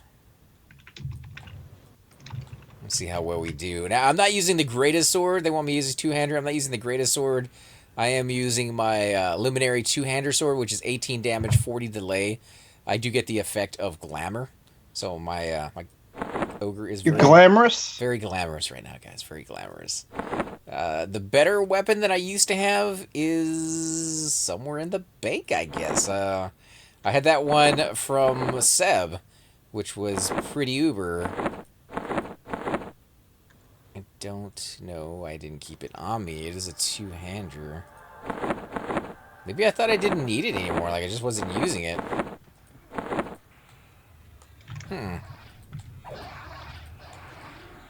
Goblin is pretty low on health. Yeah, they're trying to make me crit because I'm berserking. Yeah. So they want to keep me at 30.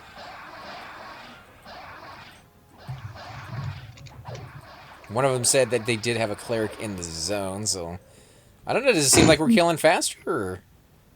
I don't Yeah, know. Everything is know. dying. We don't just the same. really need the extra DPS, but I don't know.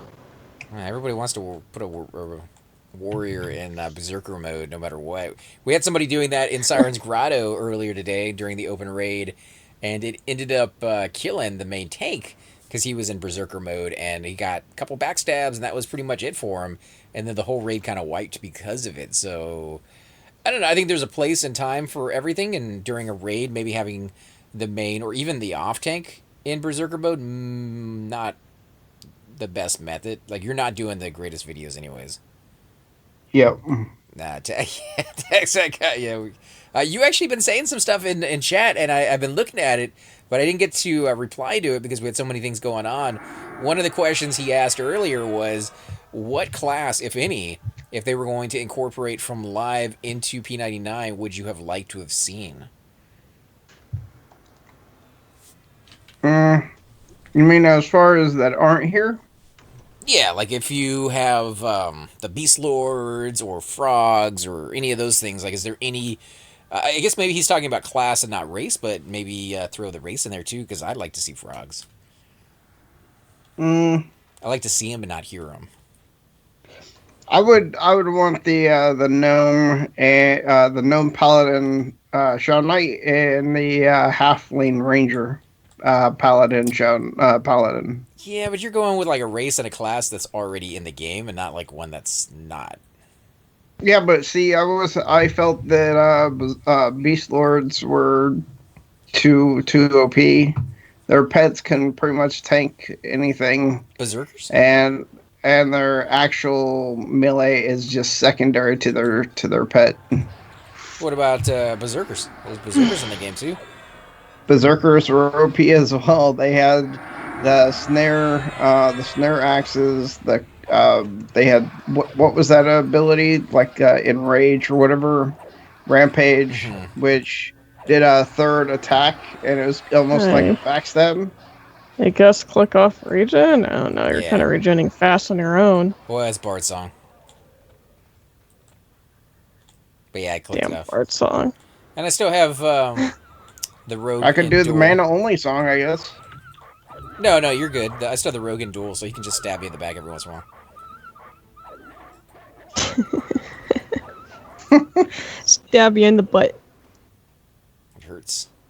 It's like sitting on... 5% in one hit. Nice.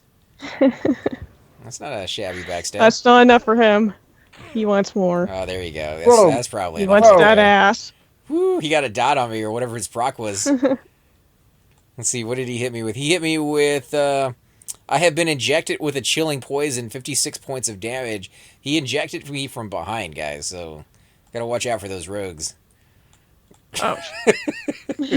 I'm guessing that was a weapon proc and not a poison? Rogue proc on you? Yeah, you did. Not very many rogues actually do poison on the server. Oh, you know, it's a shame. I wish they kind of did. It is. You can do your heal song, man. Could use a little bit of one. That's what I have on. Oh, okay. I just didn't see it. Yeah, DPS Katana with Berkers, Beast Lords. I like the frogs. I really like the frogs for casters. I played I think it was a warrior frog, and I got so sick and tired of that little hop. Every time you moved, you hear that little hop in the background. Yep.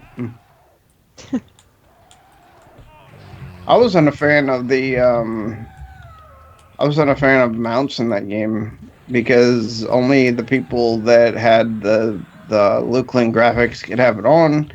And if you did have the Lukling graphics on, your character moved all over the place because your mount would not stop moving. That's me though. I hate the Lukling graphics altogether anyway because of the fact that they have no originality in their spellcasting or anything. XRs attack exactly the same way as everybody else attacks now in Lukling graphics.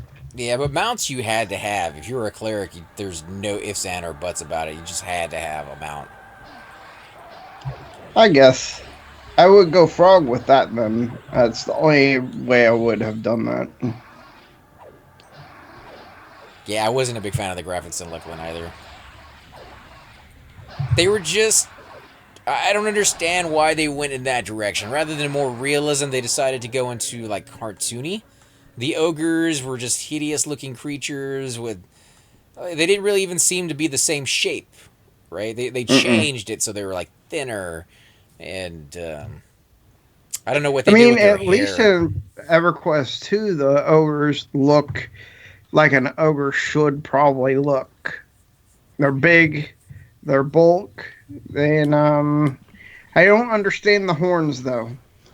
I don't understand why they put horns on the ogres in EverQuest 2. Yeah, I think they're trying to make them look more evil. You know, horns makes everything looks evil. I guess. You know, like goats are evil and cows are definitely evil. No, like I think they were going more like satanic kind of evil. But I wouldn't mind seeing like a goat man in one of these video games. Maybe that could be a class that they bring in. Like a Mr. what are they called? Thomas? Like a Fawn? satyr or fawn, yeah.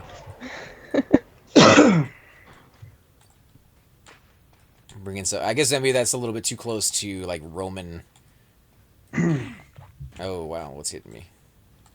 Oh, he hit me for 102. I'm like, what the crap? Oh man, that was a nice little crit right there. 102. You know, the thing about a dwarf is you never see him coming. You're so big. Let's see. The inventory position poisons take you. No idea. However, that would be super unfun to melee because melee had AAs to help compensate in Luckland. Kodiak Endless Intellect. KEI. Now I do wish we had mana burn here. Too powerful, dude. Really? Yeah. You mean 32k damage is too powerful? Yeah, you get like 4 wizards or 5 wizards. You can pretty much mana burn any creature down before it even like knows you're attacking it. 32k, jeez. That's like a dragon. Yeah, it uses all your mana in one spell and just burns it down. Sometimes for like the Necro, it used life burn, so you'd use your life as well. Dude. Come on, Rogue. That's tax. I keep seeing like somebody hit me and just assuming it's a creature and not tax.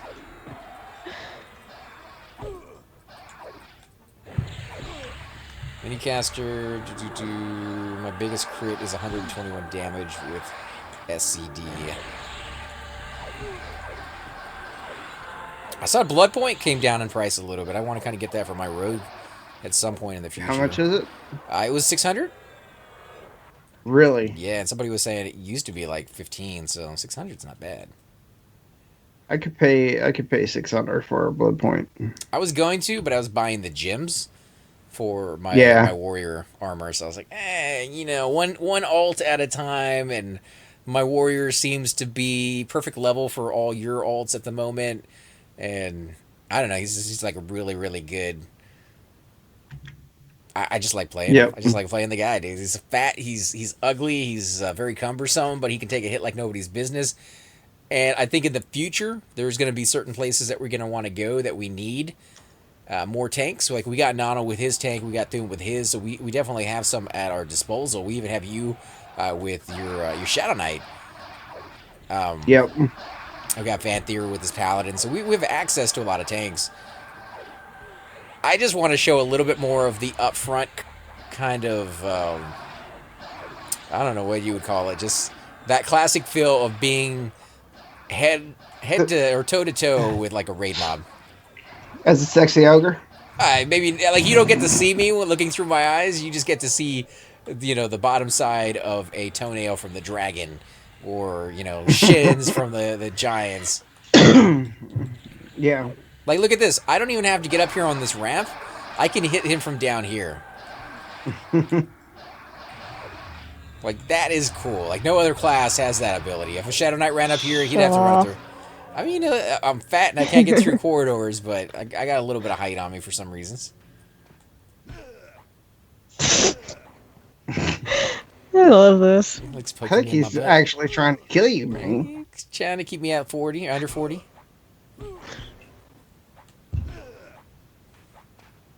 Yeah, 26 not bad. Your Bard song is really, really good. So he's having to compete with that. Trying to pump it out. Trying to get that mana going.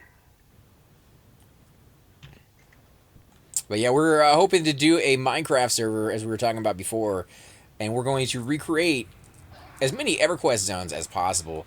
However, me and Cypher, or I guess I should say, I am more of a beginner to mid-range Minecrafter. My knowledge of it is very basic, but I do know a little bit of some of the more advanced stuff because I've hung out with people who are incredibly gifted, and they've spent a lot of time figuring out redstone and nuclear reactors and bees and all that kind of stuff that they got in there. What would you kind of classify yours at, Cypher? I'm intermediate. Some mid-range as well. Quality Minecrafter as far as redstone and everything else. But we're going to recreate the towns, and if any of you out there know of a way to... because I have heard rumors that you could take a snapshot or a picture or a screenshot and somehow incorporate it into HTML and then incorporate that into Minecraft, and that would give you the base of a picture. There's a VR software that you can get that allows you to build in Minecraft. It's like you have this chunk of Minecraft in front of you. And I believe you can import pictures like a map or blueprints into it. So you can actually put the blueprints down and you can build right on top of those blueprints. See, that would be kind of interesting. Can't remember what the software is because I was looking at it for space engineers. Something where it allows you to build massive objects outside of space engineers, but with the tools and block styles that you have within that game. Yeah, I wouldn't want it to build the entire thing for us. I just kind of like where the walls are, so we can figure out some of the more slower details. As far as nobody doing EverQuest in Minecraft before, I don't know. We never even looked it up to see if somebody was. I just figured it'd be a cool project for us to do, and it'd be something we're passionate about, and just kind of fun. So, like, maybe there's already, like, 50 of them out there. Who knows? I doubt it, though. Like, EverQuest, it's a big game. There's a lot of people who like it, but how many people have created the old school zones rather than the new ones? It looks like there is some. There are some that have done it. They've done the entire thing, like start to finish. No, not entire thing. There's a person who made Kinos. There's a person who made Freeport, and there's a person who made what looks like maybe Fiona Vi. Fiona Vi would Would have be to kind of cool. look at it. Yeah, I was thinking of Calathon because it's like a tree city. It's kind of easy to get done in the sense that it doesn't really take a lot of materials that you have to go out and harvest for. They're kind of just very, very, it's Except for trees. a ton of trees, we'd have to make. There's the tree farm that I've created before, where it's 100 trees, and you make sure you have a light source at least on one block away from it, and you can get pretty much all 100 trees to grow at the same rate. And then you go through and you just cut down all of them at the same time. You just have to work hard to. But you're talking about building massive trees. That is going to take tons of resources because you're figuring all the trees around the fort that aren't being used as bases for the tree city. Then you also have Fiona Felwith next to it, Crushbone. Oh, congrats, I Tex. think it might be a little harder than I never said it just a wouldn't few be. resources. Yeah, I never said it wouldn't be hard. The thing about it is the trees, getting those is the easy part. Like actually designing the city, make sure everything's in the right placement, and building up each one of the different trees layer by layer. That's going to take a lot more time than harvesting the trees themselves. Yeah, So the harvesting yeah, is harvesting enjoyable. should be easy. And we can break up the videos by going and doing spelunking inside the different caves and getting resources in there. So there's going to be like a whole bunch of the series going on for the next few months once we find a place for it. But it's going to be, EverQuest themed. And we may be able to get some of you guys out there. And I do know there's emulators and different packs that you can get to throw in like an RPG part of the game. So technically, maybe we might even be able to make it open to you guys to come out and level up in killing spiders and skeletons, which are both in the game. I don't know about more stuff than that. That's going to be more complicated, but Yeah, well, you could have Magafin. Just have to figure out how to reskin the dragon and change where he can spawn. Yeah, could do a Nagafin Vox.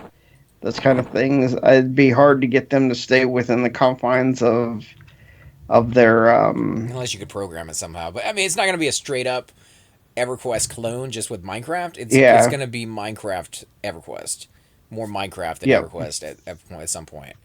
But I don't know. It'd just be cool to recreate that in a game that I greatly enjoy, which is Minecraft. That I haven't spent very much time in lately.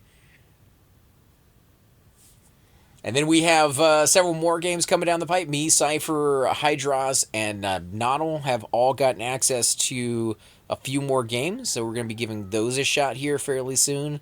And then the 45 days of brand new games coming over the month, or over the summer, starting at the end of this month. Or the beginning of next month, I should say, first. This Kinos that they did looks pretty amazing. What do you mean?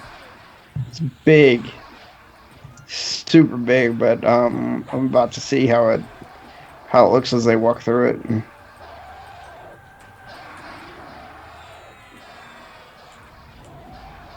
We should get some way of creating those little boxes that play music, and having like the actual Kino's music play when you walk in.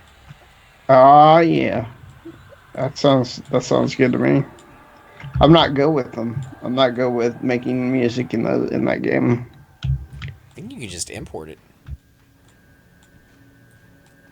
That's a thing we'd have to look at because I don't know how to do that.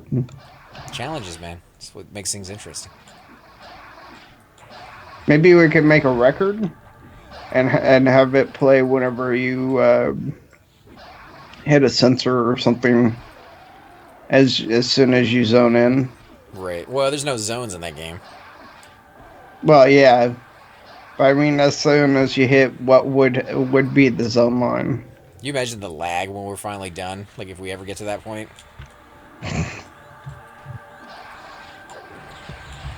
It'll be interesting. I don't know if we have very many Minecrafters watching. Doesn't seem like it.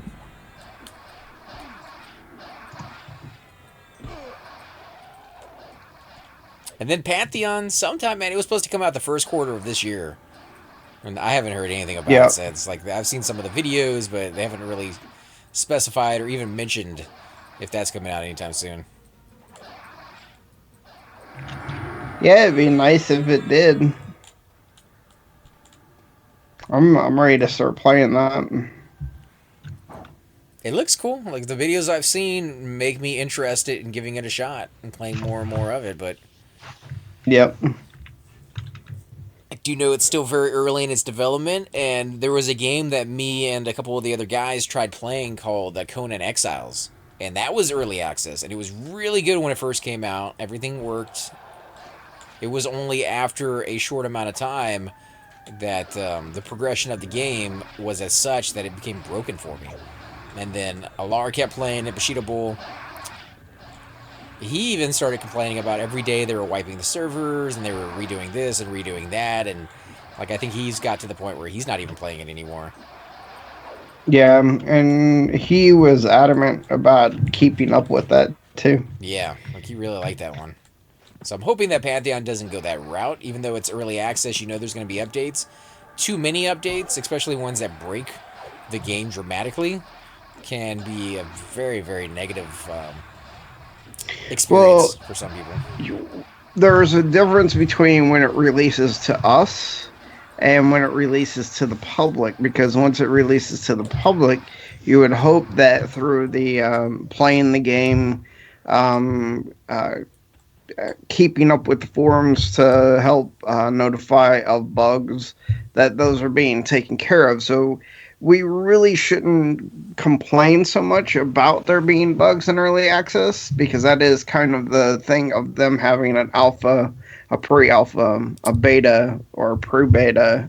You know what I mean? No, I mean, that's why they have like 5 stages before they actually get to the release. I mean, I get that, but what I'm saying is, if you start off with the game working and then your updates break the game and then break a game even more, you're destroying that experience that you want the gamers to have, which is seeing the game progress in a positive light. And instead, it's progressing in a negative light, and so it just doesn't really give, like, oh, I spent my money on a pretty good thing. No, it's like, oh, I just kind of wasted my money buying a product that used to work pretty well, now it's completely broken. So I've seen other games go down that route, and they never really finish because they lose the testers. The testers are like, oh, this game sucks. So yeah, it's a beta. Yeah, it's a in development, but very few people are willing to make that distinction when they write reviews on it. And other people who are thinking about, well, should I plop down the amount of money? Normally on these early access games, it's full price. Like you're paying the $40, $50 for it, and it's not even done yet. And you're like, should I plop down the money? And everybody's like, no, this thing is broken as crap. So yeah, you don't want to go down that route. And I don't think Pantheon will, but you just never know. So I'm hoping for the best. Yeah. I with Conan, it really ended up being one of those situations where they were trying to get prepped to add more content to the game, and as they started adding more content to the game, they weren't resolving the issues that they had created by adding that content. No, they weren't. We need to run. Run? Yep, and protectors. Oh, holy crap! How did they get? I'm dead. Yep. Run it!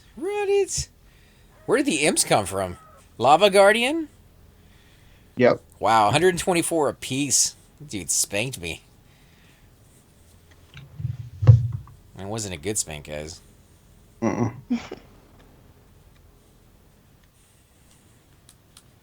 Oh man, I'm all the way back in Rob. How you guys doing? What's up, everybody? I'm home. And you're naked. Yay! I'm wearing my leather diaper. Super comfortable, not very absorbent, which is why we're always scratching. It's very uncomfortable. Let's see, archery. I got 1 point in it, right? Something. Yeah, I got 1 point of that. No more skills. You know, one thing I kind of miss is languages in this game. Like they mean absolutely nothing.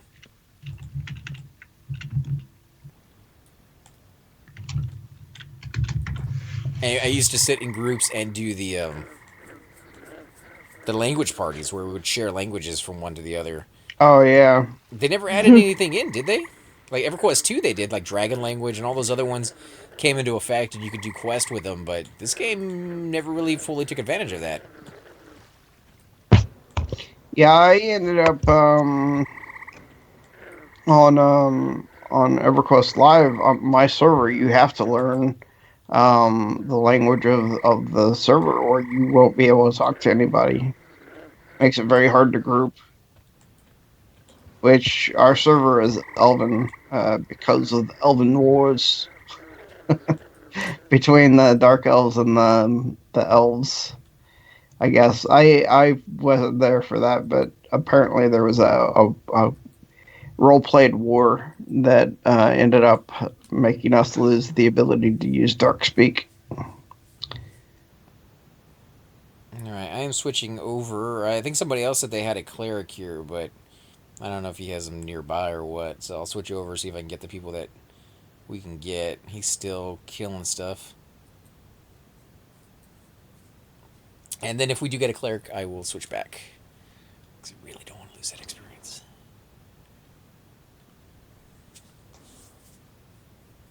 Did you ever find any useful thing in EverQuest or EverQuest 2 for your languages? Something that you thought was kind of cool?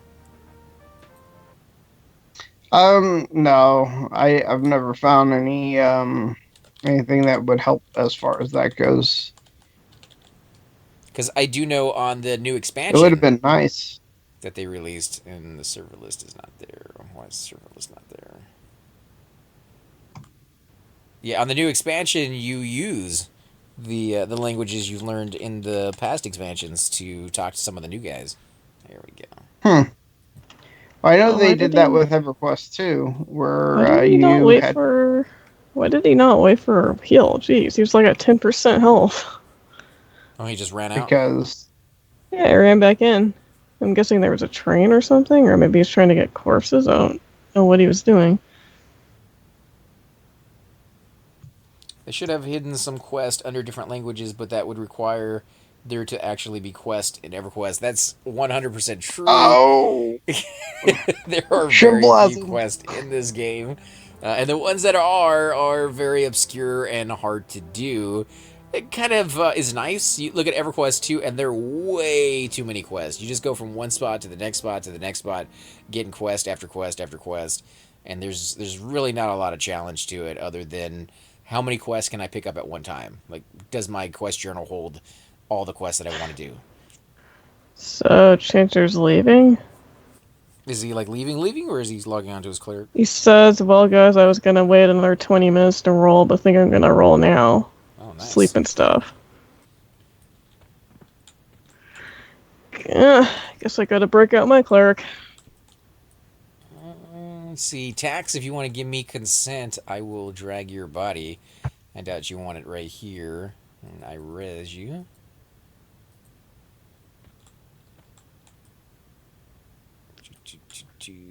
Bojangles.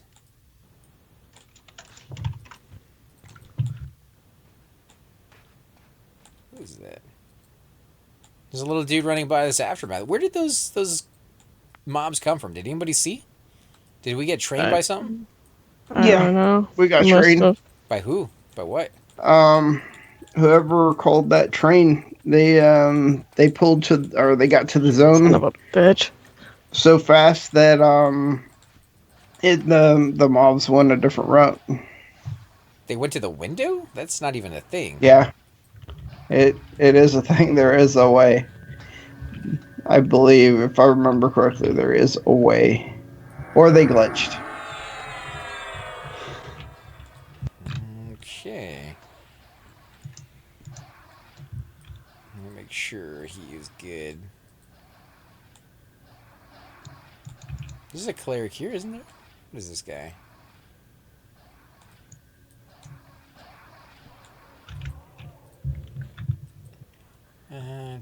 Is anybody at the zone? I could do maybe tax. I'll give tax consent. Maybe you can drag it to the. I'm at your corpse. All right, I gotta switch back over. All right, camping back. Sorry about that, guys. It was a little bit of a, delay. Trains will find a way, usually through your camp and experience bar. I don't mind the trains. I'm just kind of curious as to how it hit us in the window because I've never seen a train from that direction. It's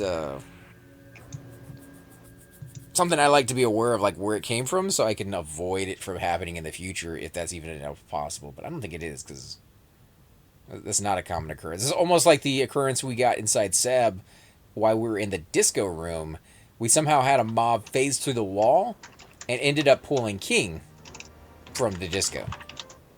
Got all the fungies down there, everything, and actually had people shouting from King Room, the train is on the way up, and it wasn't them. And we camped out, came back in. We had a little bit of bad luck. We had a new player coming to join us.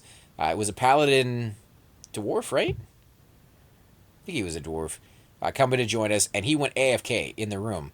Now, he didn't attack anything. He didn't buff anything. He wasn't part of the group. But he was sitting in the corner. And as everybody camped out and came back in, the mobs still had aggro from somewhere. So we weren't quite sure if maybe it aggroed onto him some weird route. Because he was in the room when we were fighting the mob that phased through the wall. So maybe the mob saw him. And when it lost aggro on us, it was like, oh, there's still a guy over there in that room.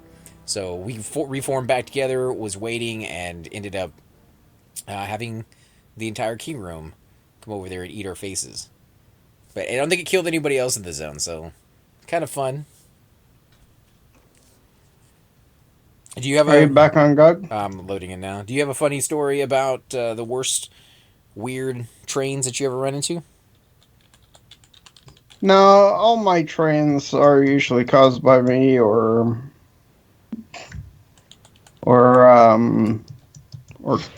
nothing of this caliber kind of crazy.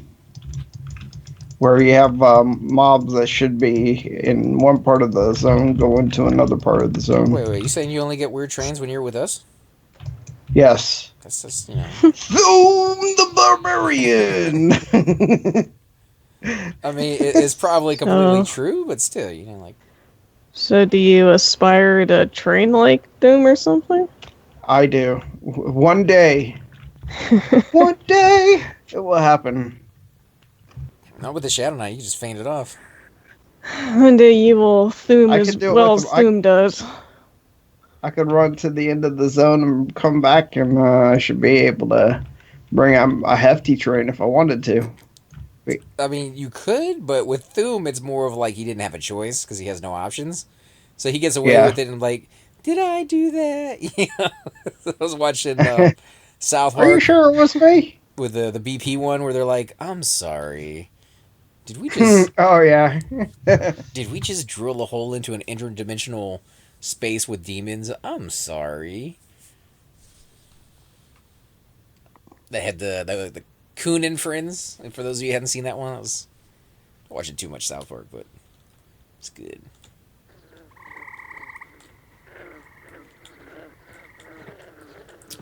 But guys, I think if our enchanter is heading out, we're probably going to go ahead and end the stream here. Pick it back up once we figure out what we're going to be doing. And maybe end up calling it for the night. We'll have to find out. I haven't eaten anything all day, so I definitely could eat some food here. But I want to thank again, guys. We had a good day over in Siren's Grotto. That was Nibris. He had the open raid. We're going to be having another open raid on Friday for Terrafina's Guild, the Paradox. Definitely show up to that one. 8 or 9, Eastern Standard Time on that one? 9. 9 Eastern Standard Time for that. They're going to be meeting over at the Kale Zone Line, which is what they did last time. Once everybody shows up, they kind of move in. Stragglers that show up late are able to kind of get a port in, or somebody will run them in. They figured things out over there, and it's a really, really good time. Chance at some loot, and just kind of hanging out with some friends. And if you don't have a guild, this is a chance for you to get some guild experience. And it's not, they're not going to be bugging you to join their guild, but it is a recruitment kind of thing. So at the very end, if you're like, I like these people, these are really cool people to hang out with, I want to join, it's a kind of an easy chance for you to get into that guild without going through some of the long processing of, talking to officers and grouping with them. Like, you get to do that all in one night.